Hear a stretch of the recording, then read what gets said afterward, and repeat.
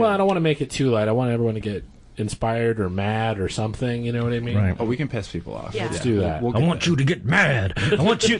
Wow, that was better than I thought it would be. That was really good, Jeremy. Hi, I'm Jeremy. I'm a dork living in Portland, Oregon, who spent too many years listening to podcasts and not doing anything creative. This is my attempt to rectify that, to create and contribute something where I talk to people about their cultural obsessions and try to give some recommendations of my own. Welcome to Giving the Mic to the Wrong Person.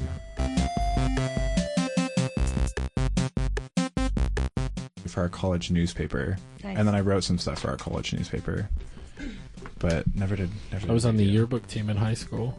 Yeah? How was that for you? It was fine. I was a major slacker, so it was a good place to be because it was a great place for slackers because you could hang out 80% of the time, and then you just had to buckle down the other 20% of the time to get your shit done. And then it was in the yearbook. That seems like what I remember from our yearbook club. Like they all hung out in the yearbook room and like just did nothing. But yeah, we kind of did nothing. Like we had passes. Like we could go. Like we could leave and go talk to teachers and stuff that were on break and talk. Yeah. Did you actually do that? Yeah, we went out back and smoked. And, you know what I mean? Like see who else was cutting class at the moment. And, don't smoke, kids. Don't smoke. I was such a straight-laced, sad person. I was pretty straight-laced, but I had a reason to be a non-square. Yeah. You know, I had that pass, but that was it. Mm-hmm. Oh, jeez. High school. I don't know. We don't need to talk about high school. There's more important shit I blanked that out. Pass. My 15-year anniversary is coming up, and I'm like, what? How'd that fucking happen? I moved to Portland within a month of the 10-year anniversary of my 10-year anniversary. And you got to remember, I think by the time of my 10-year anniversary, like MySpace and Friendster were things, and so you no longer had that curiosity of like, what are these people been doing for the last 10 years? No, I'm watching you fight with your current boyfriend online, and bizarre medical invention that you have for your child that I do not want to be witness to because I can tell you that's probably close to Munchausen. Stop doing that to your kid. Anyway. Oh, you're like a gun guy now. Great. Real typical. Great. How many guns do you have? Your high school boyfriend still manages the Starbucks in our hometown, and there's like 3 of them because I'm from Washington, so I mean... Sorry, that's so mean. And you are listening to Giving the Mic to the Wrong Person. I'm your host, Jeremy, welcoming you all again, thanking you, friends and neighbors and guests. And we have another packed room of friends and new friends and everybody here on a sweltering summer Portland day. I'm your host, Jeremy, joined by old friends and new, going around the table. If you could please introduce yourself to the viewing audience. Let's start with our new guest. Your turn. Yeah, absolutely. My name is Riley. I am the co-chair of the Portland DSA Medicare-for-all working group. I also am a national distributed organizer working on Medicare-for-all alongside the California Nurses Association and the National Nurses United. And yeah, I'm an organizer at heart. That's what I do. Awesome. And old friends joining us, if you would introduce yourselves to the viewing audience. Hey, this is your old pal Garrett. Still doing the same bullshit. Good. And this is Natasha. You may know me as the co-host of Meta Machina, a podcast on feminine gaze fiction, or feminine gaze for fiction. But I also come here with my long history of hating the healthcare industry. I also work in the healthcare industry. And yeah, on that note, our topic for today, as much as we stick to topics, is on Medicare for all and single payer, and the torrid history of American attempts at American universal health care. Do we want to give a quick shout out to our comrade Tim Faust, who could not be here tonight? That's true. We originally had scheduled this, and Tim Faust, who will be in Portland to give a talk about this very topic at the Sunnyside Community Space. Is that what it's called? Sunnyside? Is it Community Center? Sunnyside Community Center, yeah. Community Center, yeah. The corner of Southeast 35th and Yamhill, which I believe you can get to for just, take the number 15 down Belmont. You hop off. It's 30. You hop off right by the Avalon. You walk over. Yeah, Sure, just go that to works. Belmont and walk until you What find used that to be nice the big Blue church. Monk? We got Google, right? It's a thing. But Right. hey, is this going to be out before the 20th? I hope so. Okay. Awesome. And maybe if he is able to call in, he had to beg out at the last minute due to his own medical emergency. So thoughts and prayers and whatnot with Tim. But anyway, the topic for tonight is because Comrade Tim is traveling up the West Coast, giving his town to town, up and down the coast speaking tour on Medicare for All. Which we really, at some point, really do need to point out that yes, Medicare has a hell of a lot of problems. This is not, what this plan will probably eventually look like. Will probably hopefully be better than Medicare for All. But let us, let's aim for more political utility than accuracy in our descriptions. So, and fortunately, with our collection of guests, I wanted to see if each of you could. Let's start with, as in kind of like of an opener, an intro. If you could talk about your own particular role in this lovely thing called the American healthcare industry, either we're toiling in it or trying to destroy it. I can start because I think I have the least interesting. I do work for a company I work for a nonprofit that helps underserved areas get certain medical. I couldn't call it medical services, but like things like broadband access, like infrastructure.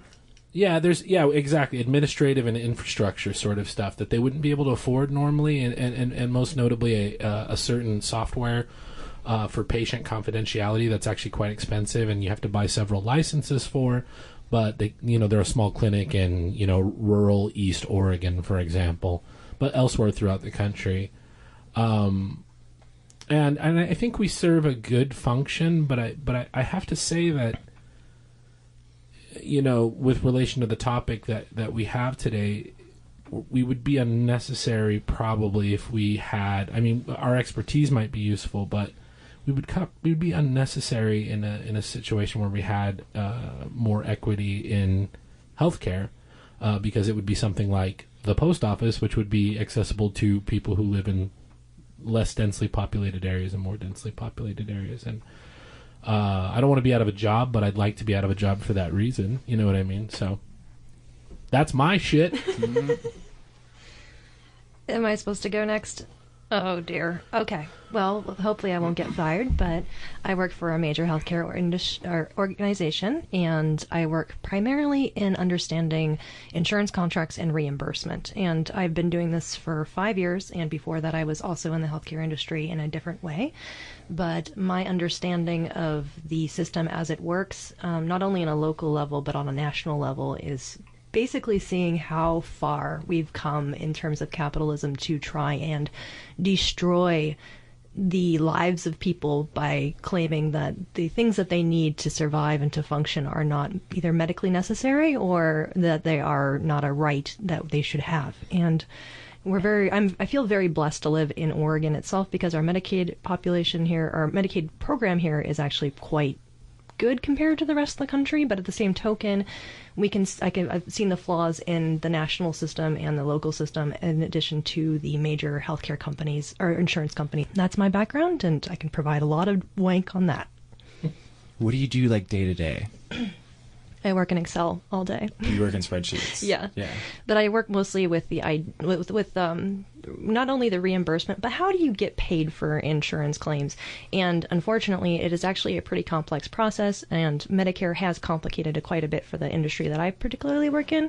It only represents about 1% of total Medicare spending, but because of a history of fraud and theft and abuse, including using dead patients as a way to bill for charges, it's increasingly overregulated and underpaid, and it's contracted out to third parties that do not provide care to people. So when you say 1% of I'm sorry, could you yeah, Medicare spending in the way that it's usually allocated is a lot of it goes to Part A, and Part A is your hospital stays, your in-home care, your hospice, skilled nursing facilities, that kind of thing. So Part A is the majority of spending for Medicare, and that's where most of the money is being spent, especially in hospitals, because we've all been experienced the hospital charging process, which is completely fucked up because it's asinine. Yeah, it's done on a not local, but with each individual hospital, they negotiate their own contracts and rates out with the different, not only their suppliers, but also the insurance companies that they work with.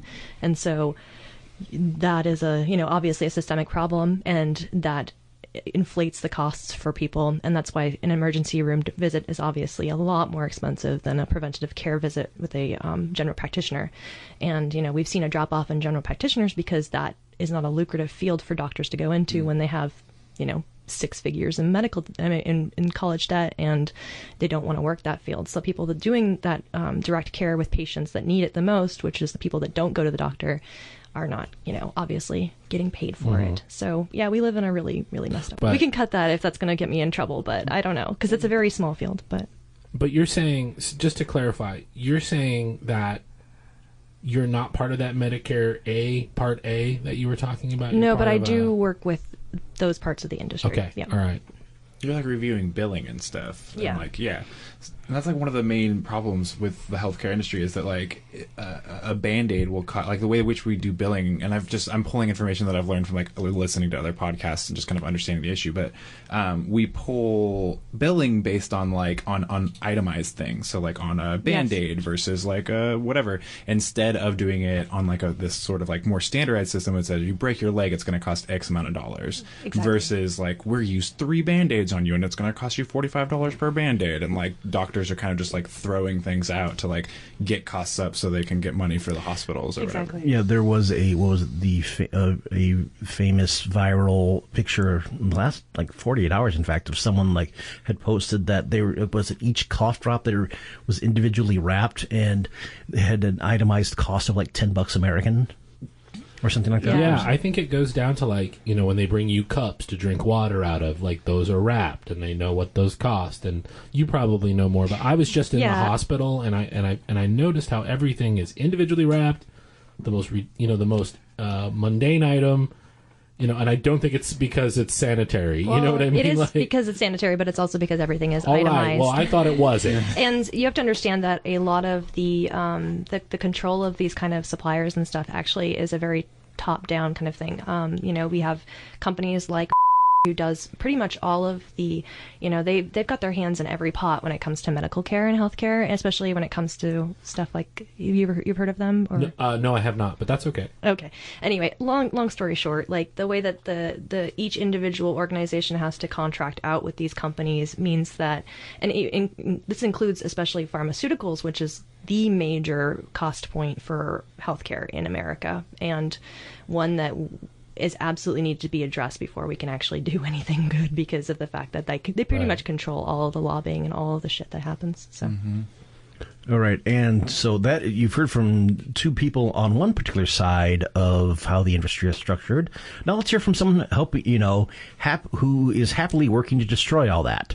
Riley, your turn. Yeah, absolutely. So my job is to get people riled up, organize them, and get them excited about Medicare for All and working towards a better system.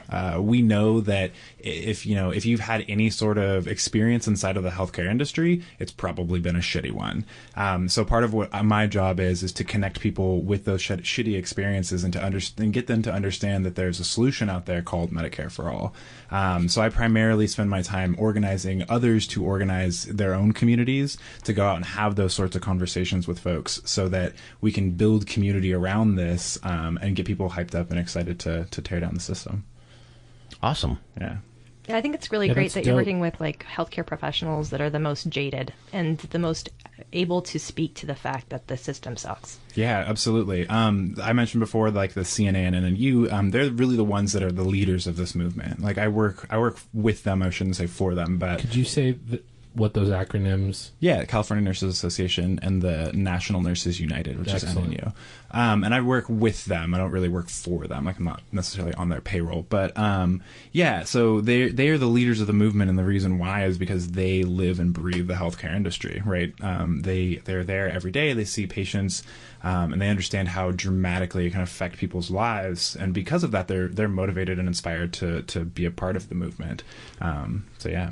Yeah, and I think as Sarah Jaffe has covered extensively in both her writing and her podcast called Belabored, nurses' unions are also just much like teachers' unions, because both are, shockingly, primarily women, are also like bearing the brunt of the most of the attacks right on these things. Yeah, absolutely.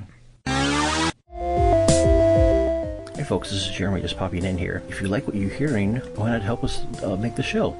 You can support us for as little as $1 a month, donated through our Patreon, which is at patreon.com/givingthemic. Every little bit helps. Thanks.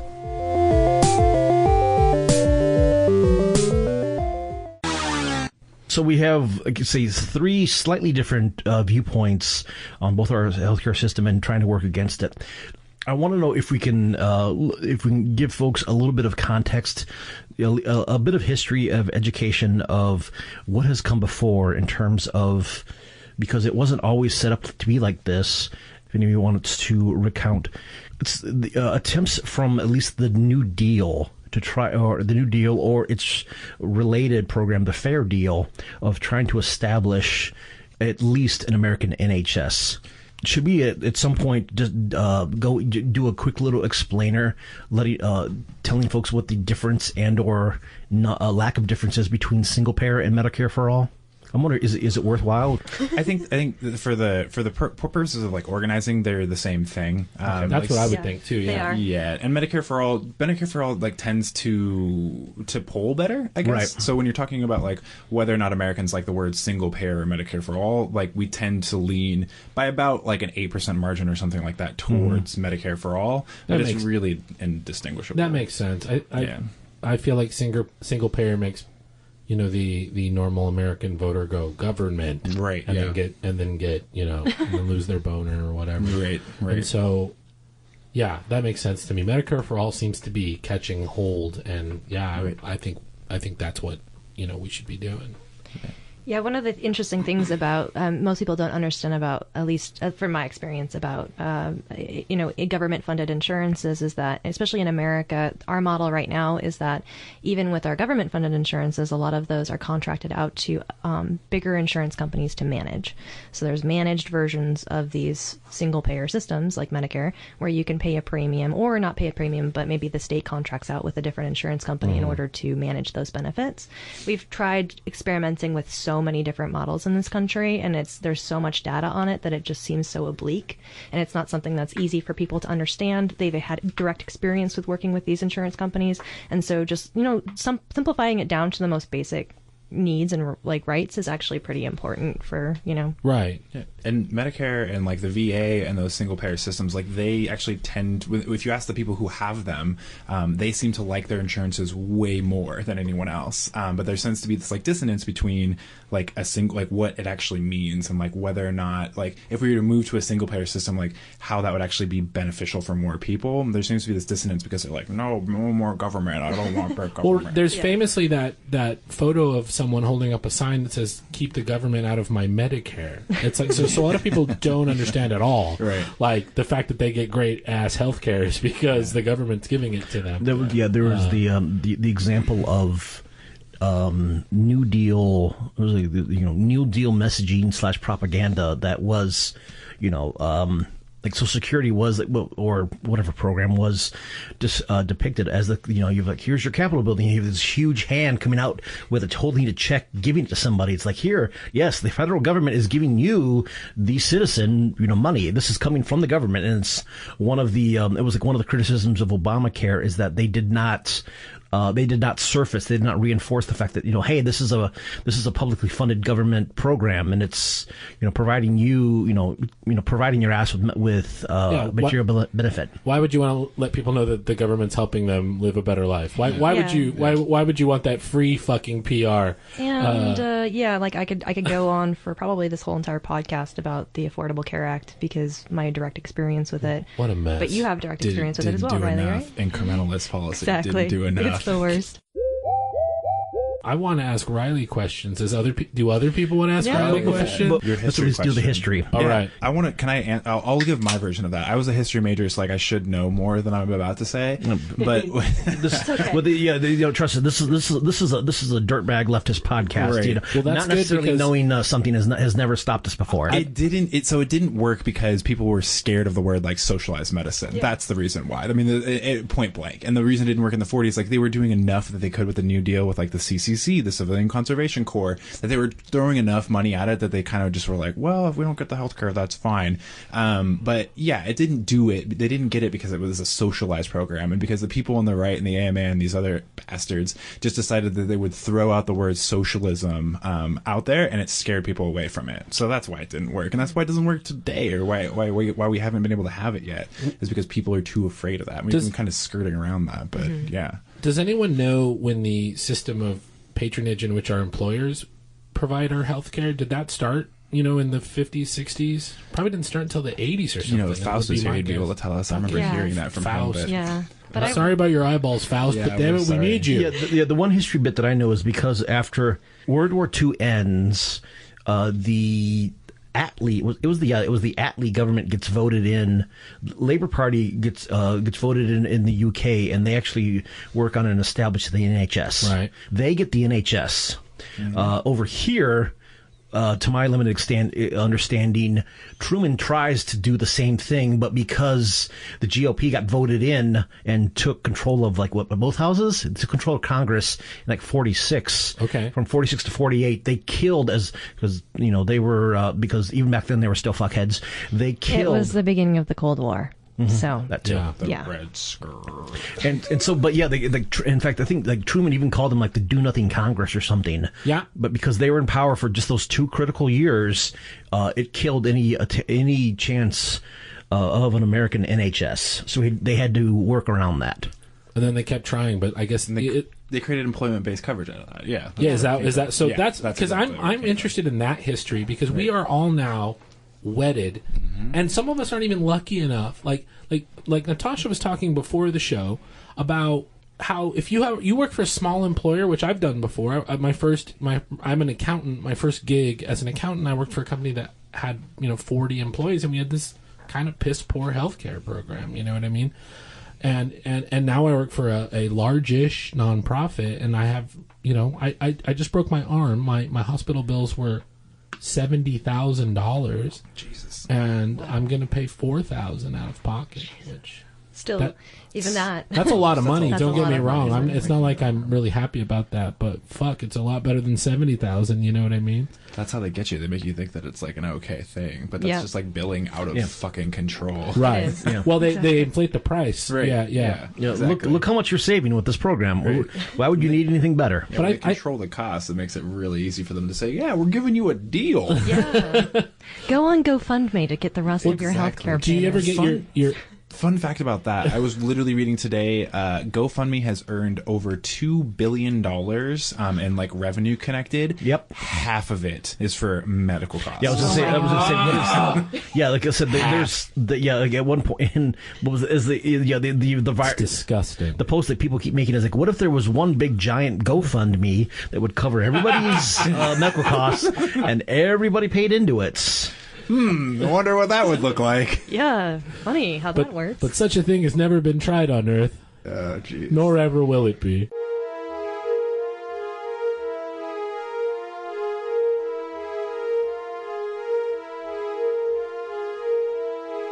So, a fun fact that I like to recite that you might not know is that when you are an elderly person that has in complete critical care and needs a lot more assistance, so Medicare does, of course, do the 80-20 stuff on a lot of services, but the trajectory for a lot of people now is to spend down. It's what they call it here, and it's where you basically spend down everything until you qualify for Medicaid coverage to fill the gap. And so this is the world that we're living in, and we're going to continue to live in and grow old and die in. And it is something that is going to be critical because, unfortunately, if you don't have the funds to do it, you're good. Unless we organize. Unless we organize. And but going off, speaking of organizing and going off of where we left off in the history, so the an American NHS was right out. And so we had but they were the employer supplied coverage was secure for the moment. And as people have pointed out, and it's one of those structural, this is what happens when you don't let you get rid of all the Marxists writing analysis of this stuff. Is they some of them would point out that once you have especially if you are in a unionized operation, once you have your health care as being provided by your employer, basic medical coverage now becomes a bargaining chip. So that's, in fact, we have seen, just benefit and wage dampening, just where you're like, well, hey, we can raise your wages, or we can make sure that you keep getting health care. So it becomes, it's like another way people get trapped from just because of the fact we don't have like a more public provider for this stuff. Right. And it's kind of disappointing, even if for basic care, primary care, let's say, that was negotiated for, that was not attached to our employer, and then more significant care was attached to our employment. At least you'd have that, you know what I mean? Every citizen could go to their primary care physician without cost, but boy, didn't happen. It's one of those stitch in time. It's like they sat around saves and thought nine to sort of themselves. situations. I beg your pardon? Oh, I was saying, it's like they sat around and thought to themselves, how can we how can we add more burden to the working class? Exacerbate, yeah. Yeah. And that's the weird thing. Like, you look into history or of the many hilariously produced in very odd ways videos on YouTube as my research for this episode thing. Yeah, we had a form of if not full on universal healthcare, at least like single payer for almost in almost every single administration for the longest time, and it kept dying and dying and dying, and Eisenhower couldn't get it going, and LBJ was able to get like a little bit of that stuff went through in the Great Society, and even like Nixon stuff didn't go through. So, and then Ted Kennedy worked on it during the 70s, and then Reagan came and fucked that all over. And yeah, I think Reagan was responsible for the most trauma when it came to, at least my understanding of it is in terms of working with the major insurance companies and starting that push. If you look at videos from the 90s, even talking about people, that was when you first started to see people like, I'm completely bankrupted by my healthcare condition. Yeah.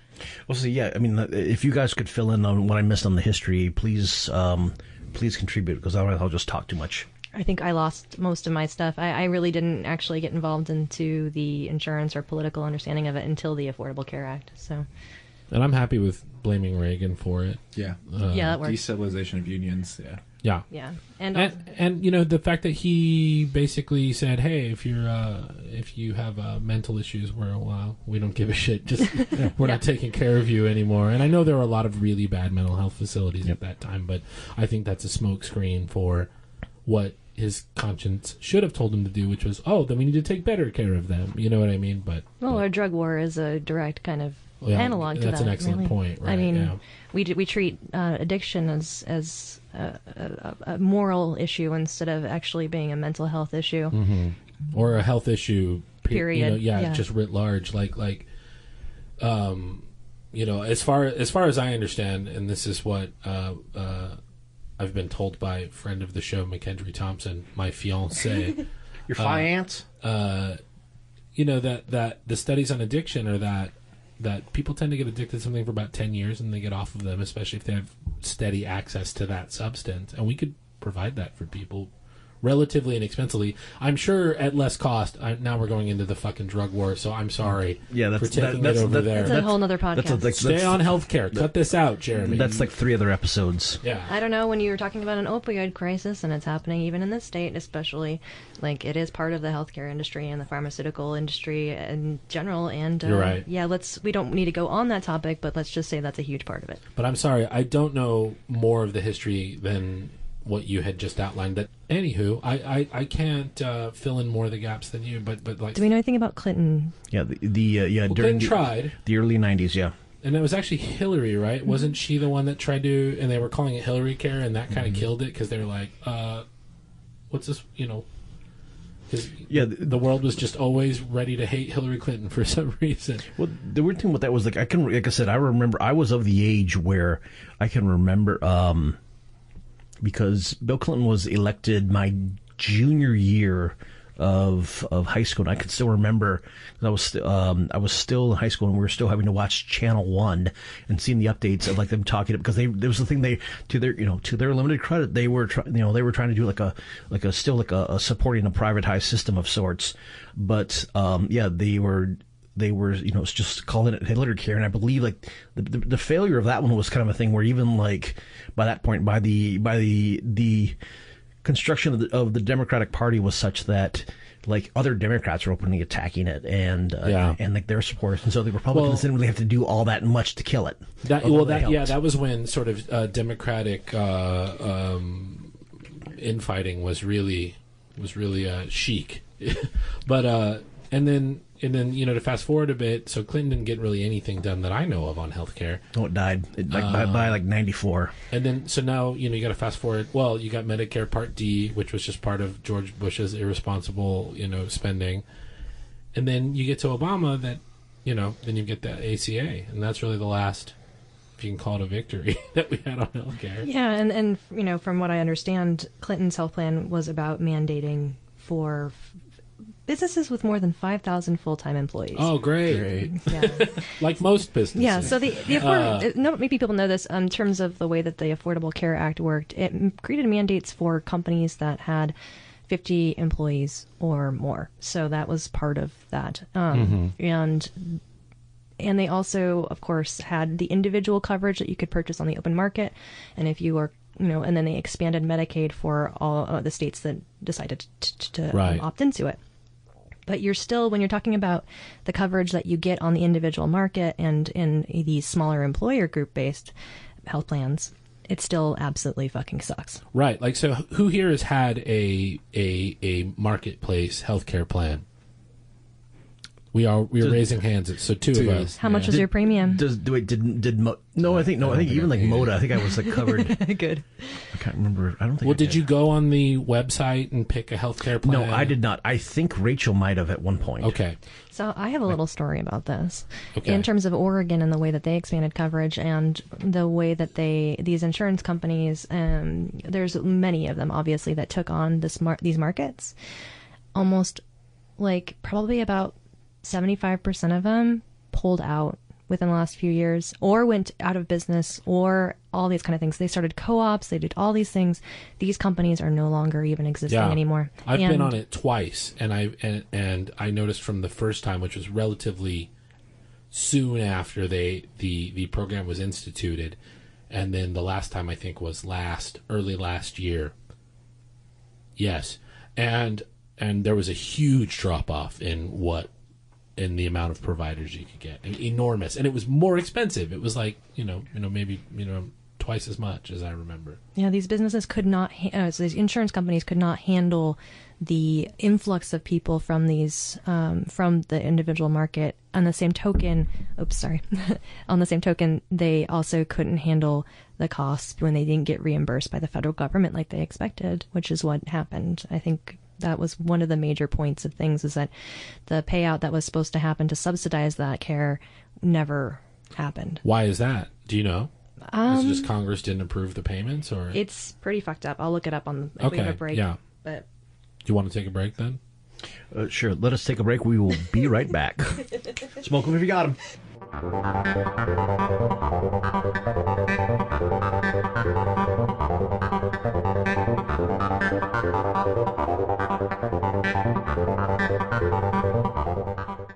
So while Jeremy is away from the mic, I will now perform a single person act on the risk corridor. And the fact that Tim Faust, if he was on this call, would have corrected me immediately, and I feel so bad because I do listen to a lot of heavy medical, so, release another episode. It's been since April. I know that you're busy, but, I want to hear more Kelly Jo and more metal recommendations from her. So, yeah. right now, so the top case that got into the market, not in the market, but like was from Moda.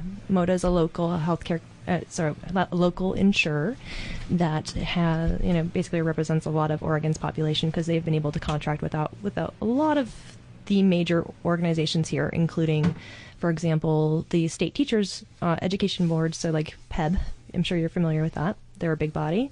They can negotiate for really good healthcare. We represent them too, and not represent them, but like certain healthcare insurers do. And so Moda was promised as entering the individual market, which we had the Cover Oregon thing that really sucked. And they pulled out. A lot of companies pulled out of Washington. Pacific Source pulled out. Not Washington, sorry, Oregon. Washington too. Across the river. Yep. I only say Washington because we deal with the Washington population as well, and their Medicaid crisis was really interesting because they lost a few companies that had done managed Medicaid as well. So, yeah, the Affordable Care Act was putting a lot of the costs on the insurance companies who are obviously shitty, but they're doing what they can with what they have, and yeah, so the risk corridor payments were supposed to be in the millions and billions. They were denied by the Congress that we are actively living with, and was expected, but still sucks because we all know that Trump's main goal was to fuck with everything that Obama ever did, even if Obama didn't do that much. So, yeah, that's it. Good times. Now we can move on to the fact that beyond living in a shitty, shitty fucking country with shitty fucking healthcare and our reform being completely down the toilet, we can do reform very easily because this is something that affects every single person. Yeah, and their children and, anyone that they love. And we're back. Okay, listeners and viewers at home, you have heard a lot of, how we have come to be here. Should we cover any more about how things are or how things got here? Or should we transition into one of the reasons why we brought our guest Riley along to talk about how to begin to work against the current horse shit we're currently all subject to? I think the second one. Let's be positive. I think we all know that the healthcare industry is fucking shit, and so what are we going to do to get past that? All right, Riley, this is your arena.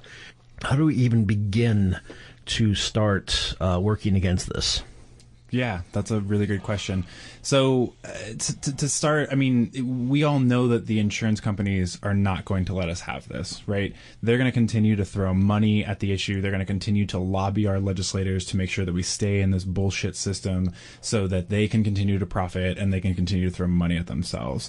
So the only way in which we're going to have political power is if we use our voices. And that means that we need to go out and have conversations with each other about how shitty the healthcare industry is so that we can have a shared experience of that and then rally around a better system.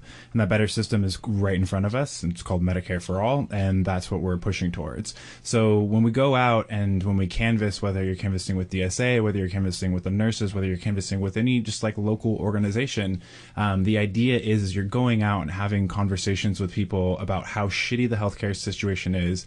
You have a shared experience about that, and then you explain how there's a better system available, and then you inoculate people into the issue, and then you move them on, and you bring them into the movement and bring them into the fold, so that they will then come out and canvass with us and continue to do that. And as we continue to do that, and over time, we will build the political power to be able to make our legislators buy into this issue. Because when they understand that their constituents are on board with this, I don't care how much money they're getting thrown at them. When they know that over 50% of their constituents care about this issue, they will then have to vote in favor for it if they want to keep power. Exactly. Yes, exactly. It's whether they agree with it or not, whether they think it's a moral issue or not. It's just the fact that they know that they will be voted against, right, en masse. Vote them out. It's great to show them, hey, we don't care what you think. This is what we think. And it's the one thing I did want to mention is a useful example of this kind of dynamic, and one that doesn't get talked about enough because the even like the non-conservative like media types that we have talked about don't think in these terms. and because of, well, listen to a bunch of other of our previous episodes and some of the other lefty podcasts that get out there about, for example, the reason why a schmuck like Marco Rubio votes and he has like a top rating with the NRA is not because he accepts money from them. It's a nice thing. The reason why he votes, unless I am wrong, and please correct me, well, you folks in the room correct me. Everybody else on the internet, go fuck yourselves. I don't want to be corrected. No corrections. No apologies. No corrections. The reason why Marco Rubio votes all the time is that because, especially in Florida, the NRA has a massive mobilized voter base who will, come down like a motherfucking hammer against him if he doesn't. Right. Yeah, I mean, I think we saw the same, sort of prong happen. Just to give a shout out to Austin DSA, they ran an amazing program where they were doing Medicare for all at the national level, but then they attached it to something at the local level. And in Austin, they did not have paid sick leave for their workers. And so they went out and they had conversations about this, and they had the same sort of canvassing model where they were going to exponentially grow it and talk to as many people as they can, knock on every single door. And eventually, after talking to enough people, they got enough people signed on to Austin paid sick leave, and their legislators gave it to them, and they got paid sick leave in Austin, and that was because of the organizing efforts that they put in. And when enough of their constituents let the legislators know this is something that we want, they gave it to them, which is a kind of a bullshit way to put that, but I mean it's true. That's what pushed the movement. Yeah, ultimately it comes down to that. Yeah. So when you're so if I understand correctly, you're trying to help other people prepare to have conversations about Medicare for all, basically. Mm-hmm. So, so you must, as part of that, talk to them about dealing with people that are resistant, but they're not just slamming the door in their face. What do you? Are there tactics or ideas that you throw to them to be like, hey, this is how you get people to, this is how you connect with people on a basic level and then draw them into this larger conversation? These things for me, I'm sort of socially sometimes kind of an idiot, and it's really helpful to me to go to know how do you talk to people who are reticent to hear what you have to say. Yes, I think the piggybacking on that, I think a lot of times in much of the talk that I've heard about this, there is, much like any time you deal with any sort of theoretical thing, there's a lack of examples. Mm-hmm. And my own particular, the way that I particularly learn is through example and to build off of that. Right. I think that you and perhaps me and perhaps Natasha too, tend towards a little bit the analytical, and then we want. Oh, I'm hell out of it. Yeah. Well, I know you are. Well, okay. I'm flattering myself that I am too, but I'm more continental than analytical. But anyway, you're looking for the example. What do you say to somebody? How do you walk through this conversation? I mean it in a sense that I am kind of socially stupid in certain ways, and it's nice to be I don't what Garrett's trying to say is that we're all just a bunch of fucking nerds, and we don't know how to talk to people, and that we need some really easy talking points. Thank you, Natasha. Yeah. No, don't be sorry. I just said thank you. So, I mean, there's a whole host of just talking points that you can use and go online and find. But what I'll give you more of concrete examples and even a tactic or a tool that you can use while having a conversation. Go for it. The first thing is to recognize that we have all had shitty experiences in the healthcare system. Every single one of us. So when you're out talking to somebody about it, you want to open them up and get them talking about their shared experience, because we know that it's shitty. So once you can pull that out a little bit of someone and they're like, oh yeah, I did whatever and I had to go to the ER and whatever it is, you get them open up and talking about it. Yeah, I remember when I was young and I was just getting health insurance, mm-hmm. It was I don't know how this works, and mm-hmm. no one explains it to you. Yeah. You know what I mean? That was just an initial frustration. That's when you're healthy. You know what I mean? Theoretically. Yeah. And so the shared experience could be that it was just fucking hard to get into the system. And so then once you've opened that up a little bit, you want to share a little bit of your own story, a little bit of why this issue has been bullshit for you and bullshit for me. And once you've done that, then you can really work to then the next step, which is to inoculate the person into the issue and make the case for Medicare for all. And depending on what the issue is or that the individual brought brought up with you, you can then that's how you're going to make your case. So if it was hard to get into it or whatever, and it was hard for me to get into it, like Medicare for All would be a much simpler system because everyone would just fucking have it, so we wouldn't have to get into it, right? If it was that I couldn't afford it, right? If it was I couldn't afford it, then you would then draw into the issue of, well, guess what? You wouldn't have to afford it because you would just have it already. It would come out of your paycheck automatically, and it'd be something that we were all paying into as like a collective. So you wouldn't have to afford it because you'd already have it. So if I'm that person and I go, well, it's coming out of my paycheck, what do you say to that? Yeah, so a person who like already has employment cover, employer-based coverage. Yeah, so then I would work into pulling a little bit more of what that's like for them, right? Like how much is coming out of your paycheck, right? And they'll give you an X amount, or maybe they won't, or whatever. Yeah, let's say it's like $80. Yeah, it's $80. So, and if you're getting employer-based coverage, and you're paying $80, your employer is paying like another 80% of that. So let's say whatever that math works out to. And you work into saying, okay, well, great. Like that's money that could be going back into your pocket. That's money that your employer wouldn't have to be paying for your coverage. And that's money that you could be seeing back into your own pocket. And so, I mean, there's depending on what the issue is or what they bring for a workaround, you just kind of build off that. So another question is, are there sort of frequent retorts to what you say? Like what are the common negative feedback you get? Besides America. Yeah. Besides that, like concrete, like. I mean, the two biggest. I think X will happen, or blah blah. You know what I mean? Like, yeah, the two biggest ones are like, how are we going to pay for it, and then also like, I don't think our legislators are going to give it to us, or I don't think we're going to get there. Like, I might agree with you, and I think this is a good thing, but like, we're never going to get there. So I mean, yeah, and that's when you go, you're a baby, and we don't need you. No, actually, we do need you. I'm kidding. We need you. We need you. So where are you going? I would explain to that person like that says, how are we going to pay for it? I'd say we're already paying for it, and like I totally understand what you're getting at, and that's actually a common question that we hear all of the time. But the thing is, in the American healthcare system, we are already paying for it, and we're paying more than any other like quote unquote first world nation in the world. And so moving into a Medicare for all system would actually, I mean, based on the Poland studies and different studies that have come out, like we would actually save money by moving into the system like this. I don't know if you all know this, but like a fun fact that you can throw out to people when you're talking to them is, for every dollar that you pay to pay for your health insurance, about 25% to 30% of that goes straight to administrative costs. Yep. So that's 30 cents on the dollar that's just going straight to the fucking healthcare insurance to like their marketing departments and stuff like that. And if you look at Medicaid or Medicare and the VA and stuff, the administrative costs on that's like more like 2%. 5%. Is it that low? 2%? Yeah, it's like sub 5, and it's been like that for at least 12 years. The way that those programs work is that they don't have that upfront administration that happens around not only enrollment but also claims billing, payment, recoupment, all that kind of stuff. Like the way that Medicare works is that they'll accept all claims and they'll reject them or do that, but then they'll have an audit.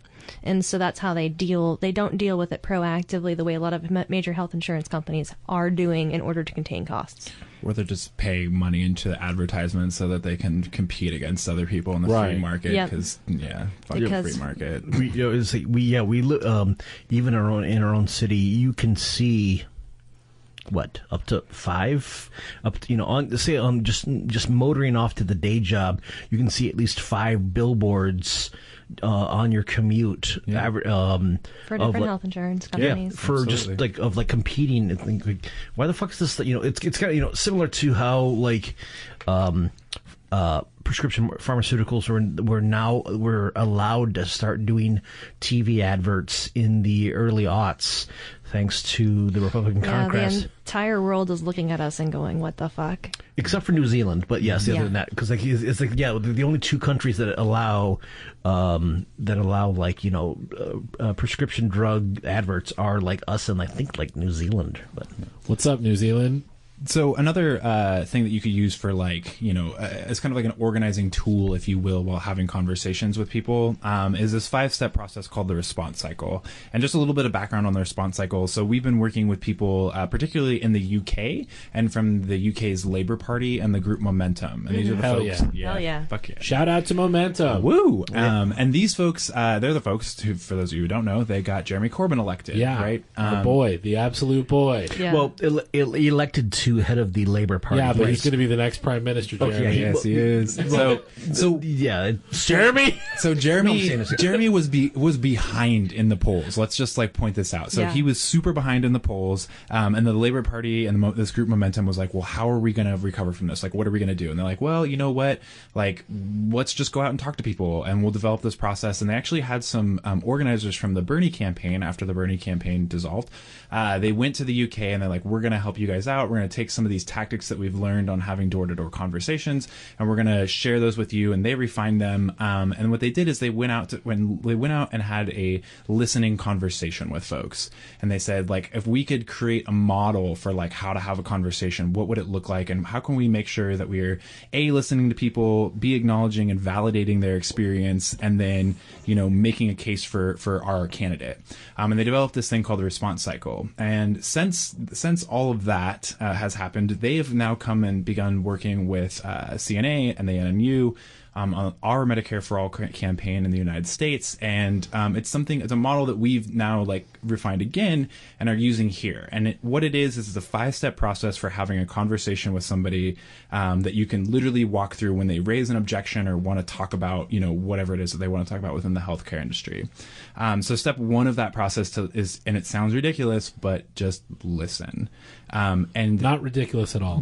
Actually, psychological studies have shown that the way to get people to change their minds on stuff is to contextualize it within their individual experiences. That's the only way that you can, period. People connect with the issue on an emotional basis. And a lot of us, you guys mentioned before that you're very much of the intellectual types and love to read and get facts and statistics. People will actually shut down when you start throwing that stuff. Yes. what hey, That's why I'm it's asking true. you questions. No, for real. No, I thought facts and logic and Oh, wait, are you a political pundit now? I thought the secret to politics was that if you just make the best argument, everyone will go, "Oh, that's right," and then do what you want to do. I think that's how Trump won, actually, wasn't it? Yeah, he's like, so goes the rumor. folks, I'm really good at Numbers. yeah. Hey, I'm really good at numbers. Like, oh, he's good at numbers, you guys. So step 1, you listen to folks, and and step 2 is you acknowledge their experience, right? You validate it, you make them understood that they know that what they're going through is real, because it is, and most other folks are also going through that experience. So after you've listened to them and you've acknowledged and validated their experience, it's your then opportunity to share a little bit of your own experience, because again, people connect with experiences on an emotional level, and they want to know that the person that they are talking to is another human being.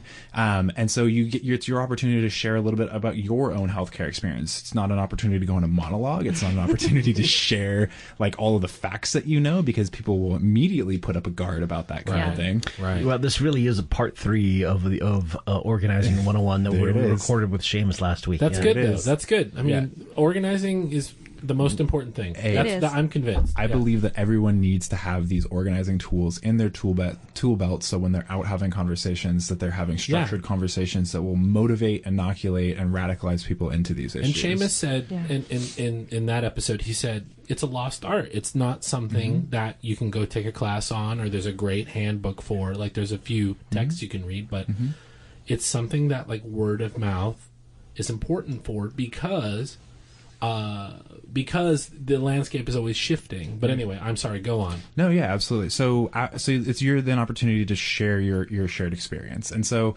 once you've shared experience, you've made that sort of connection with that individual. I'm a human, you're a human.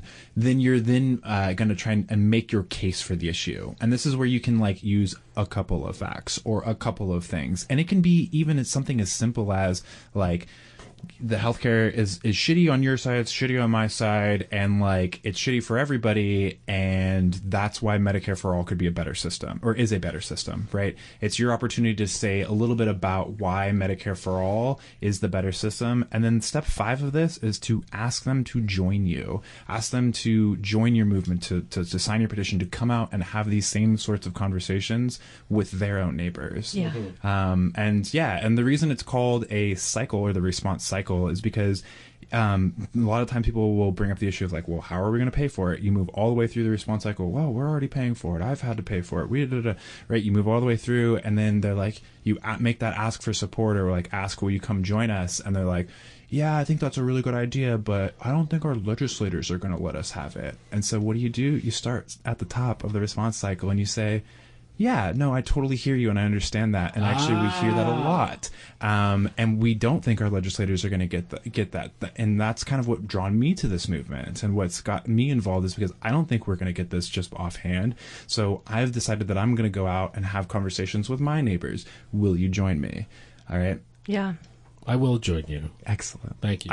You It worked. Me, sir. I inoculated you. Look, he's going to come out and do it. Yeah. I know.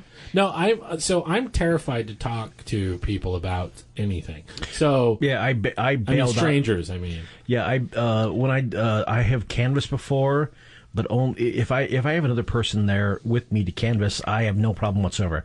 I then took a 10-year break in it, and when I tried it again solo, I'm like, no, it's like the my own comorbidity, the anxiety just skyrocketed. Gotcha. Well, hey, Jeremy, I've got an idea. You've wanted a dog for a long time. Get a dog. So Take I your would say dog canvassing with you. I would say that everybody has those experiences of like being like, I don't think I can do this, or I don't want to do this. Yeah. So okay. Yeah. So you've got a potential volunteer on the line, right? Mm-hmm. And they're like, here's the thing, though. I am terrified of knocking on someone's door and having them hate me, or just even not that. I don't know how to start a conversation. I know you went through the cycle, but I mean, like, I think that's a really valid thing. how I do you think a lot address of it from people a actually- social anxiety perspective? Yeah, no, I mean, so there's a couple different ways in which we can do that. From an organizer's perspective, and like organizing canvases and having hosts organize their own canvases in their own areas. I mean, like the first thing is, it's like, you're never going to do this alone, right? We're not going to like send somebody out who's never canvassed.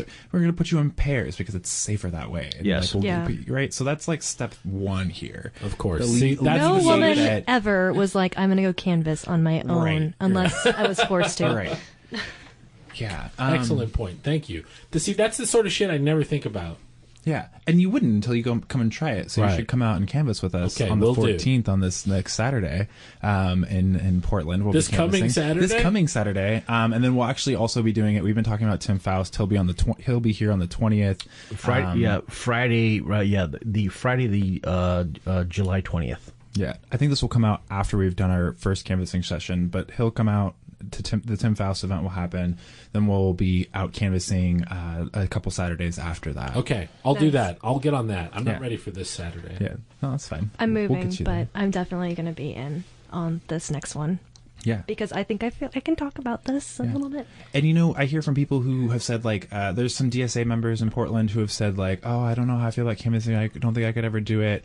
And then they come out and they try it and they love it. Yeah. There's no better feeling than going out and finding other supporters that care about this issue and signing them up and bringing them into the movement. Yeah. Do you encourage people to canvass in their zone, like their neighborhood? So yeah, we quadrant? we try and structure it, right? So like we go out and we have like a central canvas launch location where we all meet up and we train people, and then we go out into like specific neighborhoods and canvas. So they're very structured in that manner. But if you want to grab a clipboard and go out on a Saturday, like do it. I would totally advocate for that. Okay, groovy. Yeah. Another thing to consider with like if you have any sort of anxiety about canvassing, especially for this Medicare for All issue, is that the majority of people support this issue. The study just came out that says Overwhelmingly. 60% of Democrats, don't care if you're Democrat, Republican, non-party preference, whatever, 60% of American voters support this issue. Among Democrats, that's 78%. Do we know what the numbers are in Oregon? Oh, I don't know particularly in Oregon, but I mean, I would imagine that they're mirrored here. I mean, we're a pretty blue state. Gotcha. So yeah, it's And we have actually a very large aging population and a lot of people that are taking care of people in their homes. Mm-hmm. And it's a huge thing here. That pioneering spirit. Yeah, so you might think that people are going to like close the door on you or yell at you or talk about, but what you'll actually find is that people are on board. They just need to hear that somebody else is out there talking about it and has that shared experience, and they will sign up. I guess this is like, as far as issues go, this is not like, hey, I'm here to help abolish prison, and then it's just, or I'm here to save the wolves, and they're like, I hate wolves. No, I've actually signed up for that. I'm okay with it. No, but, with murdering wolves. No, saving wolves. Oh, thank God. No, okay. It's the group is called Bark, but yeah. Thank you, Bark. I get emails from Bark. So I think when we talked about this a little bit before the podcast, and I think this is a really great add-on for people that do feel anxiety, because one of the things that I do have it, and I'm going through medication changes right now, and I'm like, how do I get out of the house? How do I talk to people without going through like the stages of trauma and depression and fear? And when you think about the fact that this is such a universal issue, you have an experience that somebody else will appreciate, and being able to share that is really important. And I also think that we talked a lot about how you can get people on your side a little bit too, is also to offer them knowledge that they might not have had, because we talked about the fact that like in Oregon, people don't know that they qualify for Medicaid. We actually have a really high, like 135% FPL like cap on it. So what does FPL stand for? Federal poverty limit. Ah, okay, gotcha. So if you can actually bring education to people in a way that helps them directly, that is like the best praxis, right? I mean, I even like, you're having a baby. You qualify under the ACA for a free breast pump through your insurance. See, I didn't know that. Yeah. I'm not having a baby, but that's great news. It is. So, like, there's stuff to be offered, and it doesn't have to be from the perspective of, like these stats and all these numbers. It just has to be from, like, I'm a human, you're a human, we're both going through this together. Right. What did you like to be a human too? So, yeah. One, actually, that does give me an idea, transitioning... Well, I should say also piggybacking on that. We didn't get this into our last episode that was literally called Organizing 101, but one of the things that I think that it's worthwhile to talk about here is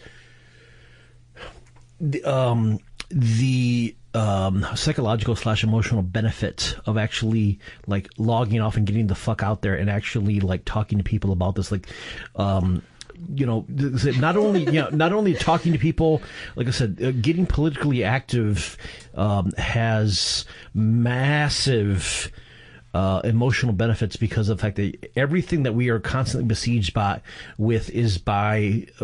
to be generated by what seems to be like a lot of like professional media folks who are freaking the fuck out and transmitting that fear to everybody else. And it's like, hey, there are ways around this that we can better do it.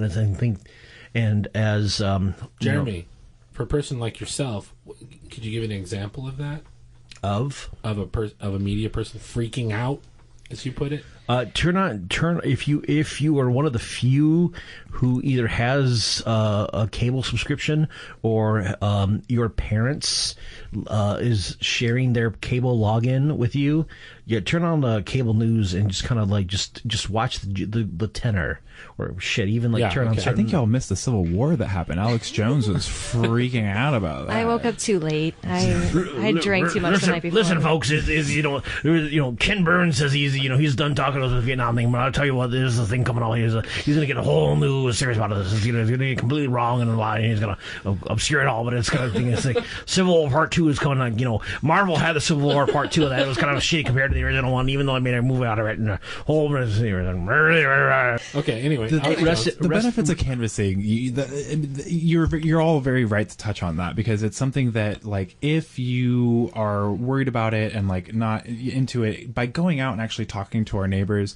we move into a place where we're like, hey, others care about this, and you feel motivated and empowered and connected. And is that your experience? Absolutely. Okay, that's excellent, because it is one of those things where if it went well, it would be one of the greatest experiences of my life. If it went poorly, it would be perhaps the worst experience of my life. I would almost promise that it would not go poorly. Yes. Yeah. Listeners at home, See, sorry. this is a social anxiety thing, just talking. I feel you completely. But usually, I think anytime that you have a conversation with another person, it does build you up. I think that there is we get so used to this sort of like gated version of reality by being online constantly and posting, where it's sort of like you have the time to respond and do everything. But when you're talking to somebody, and it's always, I think people open up a lot more because they're just a genuine human experience. I know that I think people are hungry for people to knock on doors too, to be honest with you. Some used of to them, be for like, sure. used to be like, oh God, the Latter-day Saints are coming up my doorstep, but not anymore. I'm like, I have theological opinions. People think that today that the revolution is going to be like won through Facebook or something, but I can guarantee you that is wrong. Yeah. Organizing does not happen on Facebook. It does not happen on Twitter. While it might be a vehicle in which to radicalize people and get them brought into the movement a little bit, it is not where the actual change happens. The actual change happens. I mean, I think that talking to people. Ocasio-Cortez, I mean, it's a perfect total example, testament, right? A total testament to it. Yeah. I mean, she did this interview on The Dig. You probably have all heard it. And she just said stuff where it's like, oh yeah, like it should have been the most obvious thing in the world. Like she said something to the fact like, the establishment Democrats aren't doing this, and it's like, oh yeah, they're not doing this. We could do this. Like, while I wish this wasn't the truth, it is the truth that the Democratic Party, for a long time, for a very, very long time, has not invested resources in organizing on the ground, and so because of that, we were able to exploit a lot of openings. We give a shit about this, you know what I mean? Like, millennials have been so wrapped up in technology and stuff that we forget that, like, oh, there's this actual world happening around us, and like we should go and engage in it. I'm Gen X, and it's just like, I'm a Gen X engineer, so it's like, it's not like it's not exactly like it's a generational. You're kind of like a token millennial, Jeremy. We've definitely adopted you into. Yeah, you're in, dude. That's the first time I've ever referred to it as a token. Yeah. Thank you, Tim. I'm Jeremy. Nice to finally get a chance to talk to you. Unfortunately, we weren't able to catch up last week. I hope your eyes are doing better. Yeah, sorry I'm all over the place, man. Usually I'm giving tours giving a talk between like 7 and 9 p.m. Having a lot of shit with eyes kind of got in the way as well. But now let's do this. Rock and roll. No, that's great. Just wanted to check in and just say, how's the tour been going? You've been at it for like over a week now, haven't you? How's your your West Coast jaunt? Yep. So far, great. I mean, I started in San Diego. Now I'm heading up to Sacramento. Now I'm in Sacramento. So got about another week on the road, and I can go back home. Awesome. So far, it's been great. Everybody's committed. Everybody's fighting. It's we are in an era of perpetual crisis and catastrophe, and so many things happen all at once that are all pretty urgent. So I'm pretty appreciative of folks that come out to talk about healthcare. Yeah, how's the energy level? How the crowd's been, or however the attendance, as it were? Oh, wonderful! I mean, this is a pretty easy thing to organize around. It's an imminent crisis. It affects all of us. It's pretty easy to, relatively easy to organize around, and just been happy to help give folks maybe what they need to organize further. And it's always nice talking to folks. Wherever I go someplace, I can get a little talk, and then somebody shares with me, something real personal, real vulnerable. And it's tough, but it's a real honor, to kind of to share with somebody that kind of glimpse of the better world. And I feel like I have a chance to kind of pay forward what I've been given. Excellent. Yeah, we spoke with Riley, who is one of the leaders of the Medicare-for-all campaigning, I guess the working group or kind of the campaign for the local area. You've pretty much been giving these talks on the road for, it's been like a year and a half now? How long has it been? A little under a year. I went on my first actual tour in October of last year. And, when I have free time or when I can shuffle work around or whatever. So I think right now in my 33rd or 34th state. I've done 4 or 5 kind of like chain event tours. How is the in the 10 months or so? Less than a year you've been doing. Have you seen any? I want to say any change in like optimism, or is there been any kind of like growing sense that this is like taking hold for more people, or has it been kind of like the people you've talked to have been just kind of like a steady level of just eagerness and optimism for it? Well, I mean, it really depends on the audience, right? Sometimes if I'm talking to a DSA chapter, you have a bit of a selection bias, but I also talk to general assemblies and church groups and med schools and law schools, and it goes away, right? I mean, right now you got things like ICE or whatever, which perhaps I think reasonably are more urgent issues to take direct action on, but by and large, like, nobody's fear of their own body ever really decreases. We all know that we're inherently temporarily able-bodied, and that catastrophe could happen at all times. And so, no, I don't think there's been like any kind of cooling off. I think as over time, more and more folks are kind of feeling it and trying to get involved. One thing that has been changing, that's one thing I'm very happy about, is kind of the way that I've been able to watch for cool and material issues kind of in their hometown. I think, realistically, you and I could demand single payer morning, noon, and night from now till 2020, and that's cool. I'm going to do that, but it doesn't necessarily provide material. And so watching chapters kind of get together and try to push local reforms has been really heartening, right? There's nothing scarier to establish a figure than a leftist group that calls their shot and succeeds. So, for example, DSA Cincinnati passed a needle exchange, first one in the area. Wow. In Austin, they passed paid sick leave, doing that now in San Antonio and Dallas. SF last week just passed Propositions F and H, which is a right to counsel and against unregulated police taser control. Yeah, I remember. Good stuff. And I've been happy to watch that kind of work happen. That's great. Yeah, I think that's the it's one of the things that, because I think there have been multiple campaigns happening even up here in Portland too. But yeah, I think that's the thing that I've enjoyed is that I am relatively new to this too, but at least from what theory I have been shoving in my head, the critical need for building the movement, but also for building the movement that also addresses immediate material need.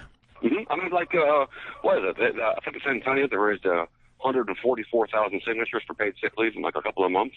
And I mean, like, that's about more than half of the number of people that voted in 2014, right? I think it's like a quarter of all the registered voters in the area. San Antonio isn't like a red city or a blue city. It's a non-voting city. And so the paid sick leave movement, I think is by far the largest popular movement I've ever seen in San Antonio in years, if not decades. I mean, turns out if you offer somebody something, because they're going to fight to keep it, or they're going to fight to have it.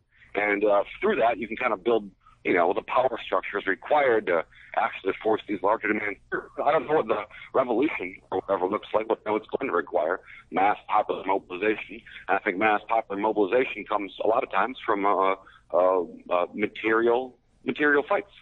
You can start small, that's okay. And I think it's been a lot of fun for me, getting to watch all these people kind of take on the fight on their own. Something you mentioned in there that I just was curious of, have you hit any kind of like odd or surprised reactions from just talking to folks in like bigger, blue state cities, who are, kind of more clueless, kind of like, liberal types, wondering like, what, you mean these people in these but there's, these states, they voted for Trump. How could they possibly be supporting this particular thing? Yada, yada, yada.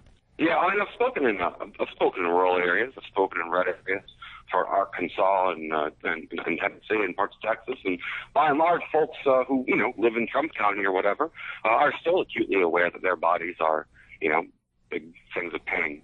I think what is it, like in the past 5 years, something like 18 Medicaid clinics in Texas have closed down, 12 or 13 in Tennessee. There was one of the saddest things I ever saw was a GoFundMe for a rural hospital in Tennessee that needed to raise $100,000 and I think raised less than 4% of that because you can't GoFundMe a hospital. The area isn't prosperous enough. There's not enough capital, so it's all like kind of taken from the land. So there are people in rural areas. I mean, I guess the big fear there, and this is based off 30 years of coaching and training, is the idea that we're like somebody else getting something at expense, right? That's fundamentally what a means-tested program is. And so talking about a universal program that covers all people, that rising tide which lifts all boats, that kind of liberates us from bankrupt, even there. I give almost the literal same talk. I just changed the phrase public money into tax money, just because I don't want to get into like a modern monetary theory discussion, because I don't know enough about it. But the reaction's been great. The only people I really get pushback from are those who insist that the ACA just needs a policy tweak, or we need to find ways to continue subsidizing private industry to fix our healthcare problems, kind of a more centrist Democrat approach. And that I have a real difficult time with because I get very mad because you cannot, If the government's role in healthcare is simply to subsidize private companies providing insurance, you're going to have mass immiseration coast to coast. That's incontrovertible. But no, man, when I talk to folks in areas that don't get a whole lot of attention from the Dems, left or rural areas, red areas, I have a great time. Yeah, funny how that works when you just actually go there and talk to people. Yeah, surprising. Mm-hmm. Because instead of just talking about, just like single payer or just Medicare for all, you've been talking more and more about health justice. Can you describe for the viewing audience what your take on or what health justice is? Absolutely. So single payer is not the goal. By no means is single payer the end goal. Single payer is simply a tool. Single payer is a tool by which we begin to force ourselves to reckon with racist, classist, ableist, sexist provision of healthcare in the U.S., right? And the idea behind that, in my opinion, is that our job is to force the federal single payer to bear all the costs of providing care now and also bear all the risks and all the costs of providing care in the future, or what happens when you don't provide care. Right now, if you have a private insurer, your private insurer only cares about you so long as they're footing your bills. And most folks change insurers every 2 or 3 years, and eventually, God permitting, you go on Medicare. So there's no actual actor invested in long-term health, or even and they're invested even less in things like population or community health. So you have things like the shutdown of rural clinics, and especially in the South. You have, like in rural South Carolina, a bunch of PVC septic tanks broke, and they brought hookworm back to the city, or the area for the first time in 40 years. Jeez. You got all these kind of crumbling. You understand? It's not very hard. We understand people get sick for structural and social reasons. Right. And therefore, the appropriate response is structural and social. And my hope is that, for example, if the federal single payers forced to bear all those costs with people receiving care and people don't receive care, then if people are suffering because they don't have, let's say, for example, a place to live, or where they live is unsafe, it's full of water, full of pollution, full of mold, it's flammable, then housing becomes a pretty urgent form of healthcare spending. And the single payer is forced to invest in affordable or free housing to bring healthcare costs down. And that expands to things like food and shelter and safety and all these other kinds of things. There's this idea called the social determinants of health, which is the structural and social things which affect a person or a population's health care and health quality. And so long as we leave health finance to the private market, they're never going to be funded. And so I think that's the kind of the broader vision of health justice I'm interested in, right? Because once you understand that all these things are connected and that health is like a much larger than a simple transaction between your insurer and your doctor, then all of a sudden you understand that things like environmental justice and economic justice and reproductive justice are all forms of health justice. All these things are woven together, and I think that's nice because there's all these things kind of work in parallel, right? All the movements that we do on the ground to fight for housing, shelter, and safety, and material relief, those are all things that affect people's health. All these things are woven together, and I think that it's kind of nice to co-locate an individual movement or an individual effort kind of in that broader framework, and I find that energizing, right? Because it kind of shows all of us how all the things we're working on are fundamentally related, and the way that the people experience life. Awesome. What's been your favorite reaction to one of your talks? If there's anyone that really stands out from your memories of kind of like all of these gigs. Yeah. I keep a journal of who I talk to and what we talk about, and honestly, like the most meaningful interactions I have are often the saddest. I don't want to pornographize anybody suffering or really kind of make anything too spectacular there, but it turns out that listening to people, like going to people and listening to them, is a relatively subversive act in America, right? We've been told to atomize ourselves and to fear strangers and to not talk to others, and so. After a talk or afterward at an event or when I'm staying at somebody's house, a lot of folks will, kind of take me into their confidence and talk to me about their fears and their healthcare fears. We all have them. Everybody has fundamental healthcare fears. I have them. Everybody I've ever spoken to does. And so kind of like, I don't know. That's like it requires a great deal of vulnerability and a great deal of trust. And every time it happens, I feel so, honored that someone would decide to share that with me. And often those are the kinds of things that drive folks into the movement in the first place, right? And then it's kind of a process of learning how your pain and the pain of others around you are kind of structurally related. I think, I always like the phrase, don't despair, organize, right? Because it's very easy to despair. I've looked at this big, horrible machine, and I feel a lot of despair. But the answer is not to react out of fear, but to react out of love, for the people around you who are suffering. And through that, broaden our effort, right, through that more horizontal understanding of solidarity, you can kind of develop a very specific fury, and that kind of a combination of love and fury together is, I think, how we claw down this horrible machine. And so kind of being with folks as they begin to radicalize themselves or understand how their problems are similar to other problems is really moving. And I feel really honored when people, afford me that vulnerability. Excellent. Do you have time for a couple more questions? Yeah, real quick. I got to talk in like 20 minutes, so I can only do a couple more minutes. Okay. Just two questions that have been bouncing around the back of my head. What is Party World Wrestling? Party World Wrestling is a giant and stupid theater troupe about a wrestling league that is also a wrestling league. Excellent. That's perfect. It is. Sorry. Oh no. Please continue. Oh, it started off as a joke, as like a party for my friend Jared's 30th birthday a couple of years ago. Every year, Jared throws a birthday party, the theme of which is let's do things that can harm ourselves. Soapbox car racing, bounce castle, etc. One year was wrestling, and I showed up at this like backyard wrestling party in Austin, which happened to be my birthday as well. And we decided to kind of goof around with it, and I did color commentary. And then I came back a few months later. We decided to do it again, and 40 people were there. I'm like, oh, that's fun. Let's do it again. Did it again a couple months later, and all of a sudden, 100 people were there. And it was because I'm growing and growing and growing. So I moved to Austin for a while to kind of help turn this thing from being like a frequent backyard party into being a more established kind of I don't necessarily want to say wrestling federation. Like right now, we've got 120 folks on staff. We've got a couple of full-time people, a couple of people that give us a lot of art. We just put on these big, elaborate parties about wrestling, right? So we'll have 9 or 10 matches over the course of a night. Big dumb plot, big massive quantity of lore, and honestly, I think a pretty interesting space. We do the Speedy Ortiz thing. We put the phone number up on a wall. You can text if someone does anything sexist or racist or inappropriate, and then the local roller derby team or our 7-foot tall friend Doug will escort the offending party out. We kind of build a more inclusive space for wrestling fans of all types, and it's pretty singular. It's like a 4.5, 5-hour show. 1,800 people, a little more than that at our last event, kind of uniting to party extremely hard and shout about wrestling. Awesome.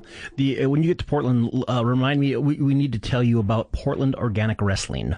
Yeah, hell yeah. Did you get a chance to see Hood Slam when you were in San Francisco? Yeah, I was at the first Hood Slam. Awesome. Yeah, they came up they did a show in Portland about 2 or 3 weeks ago that I unfortunately was not able to attend, and I was very disappointed by that. Any new record recommendations of any new stuff that you've heard lately that you want to share it with anybody else? Yeah, but really, there's this dude, Vilkacis, Vilkacis. He's the drummer for Yellow Eyes, and he has his own solo U.S. black metal project. I really like U.S. black metal because the rate of accidentally listening to a fascist is much smaller in the U.S. than yeah. in Europe. It is a worry nowadays. Oh, sorry, go on. Yeah, it's fucking. You always got to investigate. Yeah, Yellow Eyes are great, and the solo project with Cassius is incredible. It's like a very Slavic sound, and it's all hard and loud parts with no quiet parts, which is wonderful. I've really been enjoying that record. What's the name of the record again? I think it's self-titled, but the artist is Vilkacis. Vilkacis. Awesome. Yeah, I'll put a link in the show notes. You've been quite gracious with your time. I'll let you go. I just want to thank you a lot for calling and talking to us. And yeah, keep fighting the good fight. Oh. And we'll see you. Have fun as you travel up the I-5 corridor on the train. Yes, sir. I'm looking forward to it. Yeah, there's a couple places we do need to show you when you're here in Portland. I think that if nothing else, we'll give you good enough postcards to send back. Well, I can't wait. Thank you very much.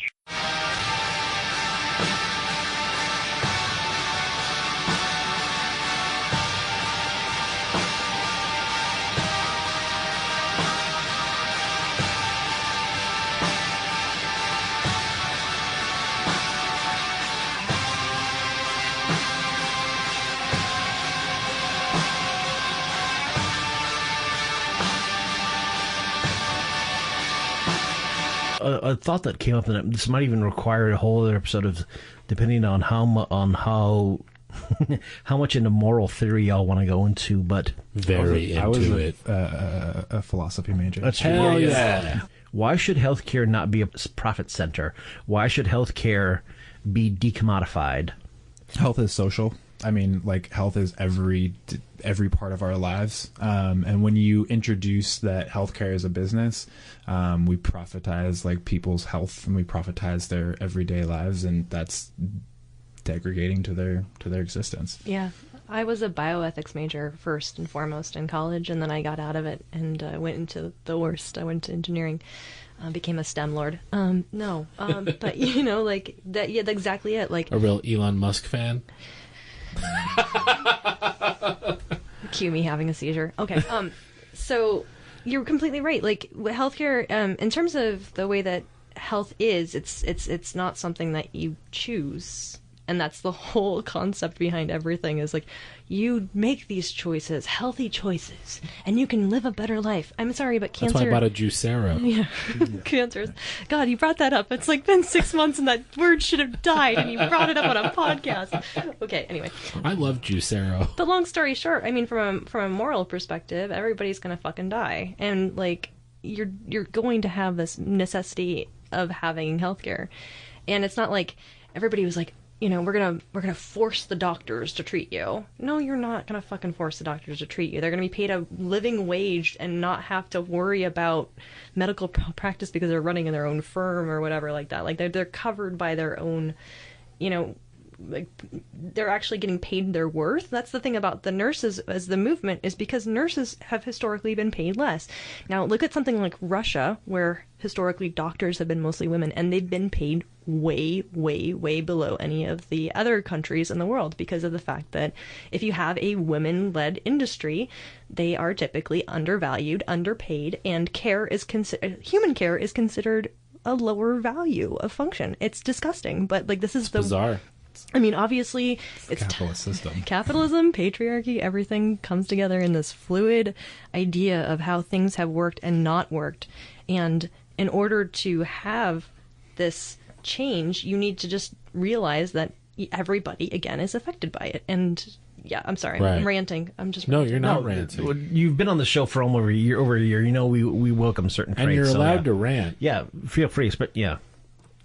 I think that I remember even now I'm trying to remember the argument, but I had even just in economics, like a very bougie economics class, like the professor argued, you know, that it's not a good like any other good, you know what I mean? Even it's in not. A capitalist context, like even if you were saying capitalism's great, which, you know, of course I'm not saying, even in that context, healthcare is not like other goods, and therefore it needs to be conceptualized differently.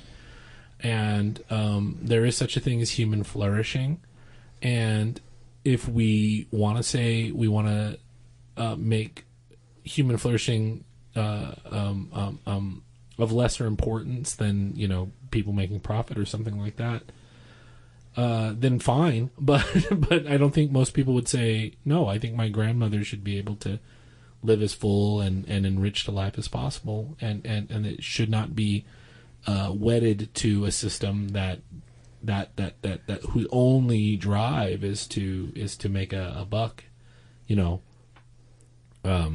Anyway, I'm sorry. No, it's absolutely right.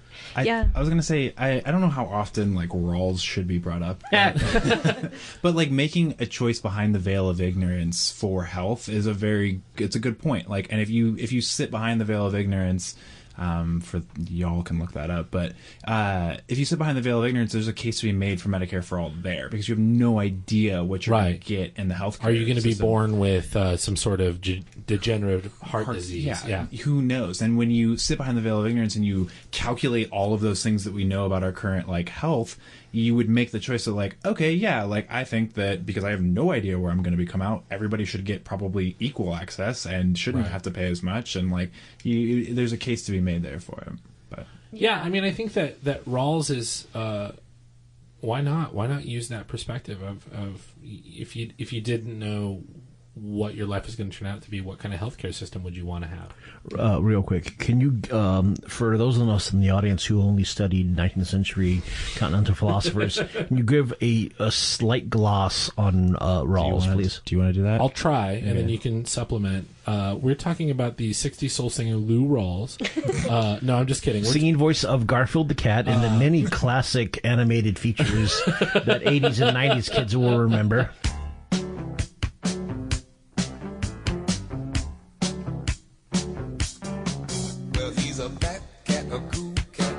nobody's fool. Careful, look out, 'cause here comes Garfield. He never keeps it, he's too hip. He likes his catnip, but look out, 'cause here comes Garfield. I did not know that, Jeremy. Thank you. Really? You didn't know that? Lorenzo Music did his speaking voice. Lou Rawls did his singing voice. No, I did not know that. John Rawls is a political philosopher. I believe he taught at Harvard at the same time as the... In the liberal tradition. Yeah. At the same time as the libertarian philosopher Robert Nozick. They would go back and forth a little bit, but let's leave Nozick to the side. Yep. John Rawls has a complicated, I would say, Obama-esque ACA-style philosophy. Are you a Rawls fan? I'm not a Rawls fan. I'm kind of a Rawls fan. I'm not, okay, so I just don't know. I haven't paid enough attention in like the later philosophy debates to know like where Rawls really stands in like leftist politics. But what I would say is that like Rawls made a pretty good argument when considering like theories of justice. Mm-hmm. Absolutely. Like, how we should consider justice and how we could allocate resources. And right. the way in which he made the argument for how we should allocate resources and how we should have a just society is that you sat behind this thing that he called the veil of ignorance. And the veil of ignorance was like if you could consider yourself before you were born, if you were like waiting to be born in like some sort of soul spherical thing, and you were looking down at the world and you knew what there was to be known about the current systems, and you said, how could we allocate resources based on those systems? And he would say, you know, you do have the key thing about the veil of ignorance is not knowing where you're going to be born into society, whether it's in place or with how much money you have, or right. like what kind of disease you might have, or like some genes that you might have. Yeah. Can I just interject here? Go ahead, please. This is from Wikipedia. 2 of his brothers died in childhood because they had contracted fatal illnesses from him. In 1928, the 7-year-old Rawls contracted diphtheria. His brother Bobby, younger by 20 months, visited him in his room and was fatally infected. The next winter, Rawls contracted pneumonia. Another younger brother, Tommy, caught the illness from him and died. Dang. So that would probably inform some of his political philosophy. Like if you didn't know you were going to get your 2 brothers sick and kill them, you know, like what kind of system would you want to set up? Right. Is that what you're saying? I'm sorry.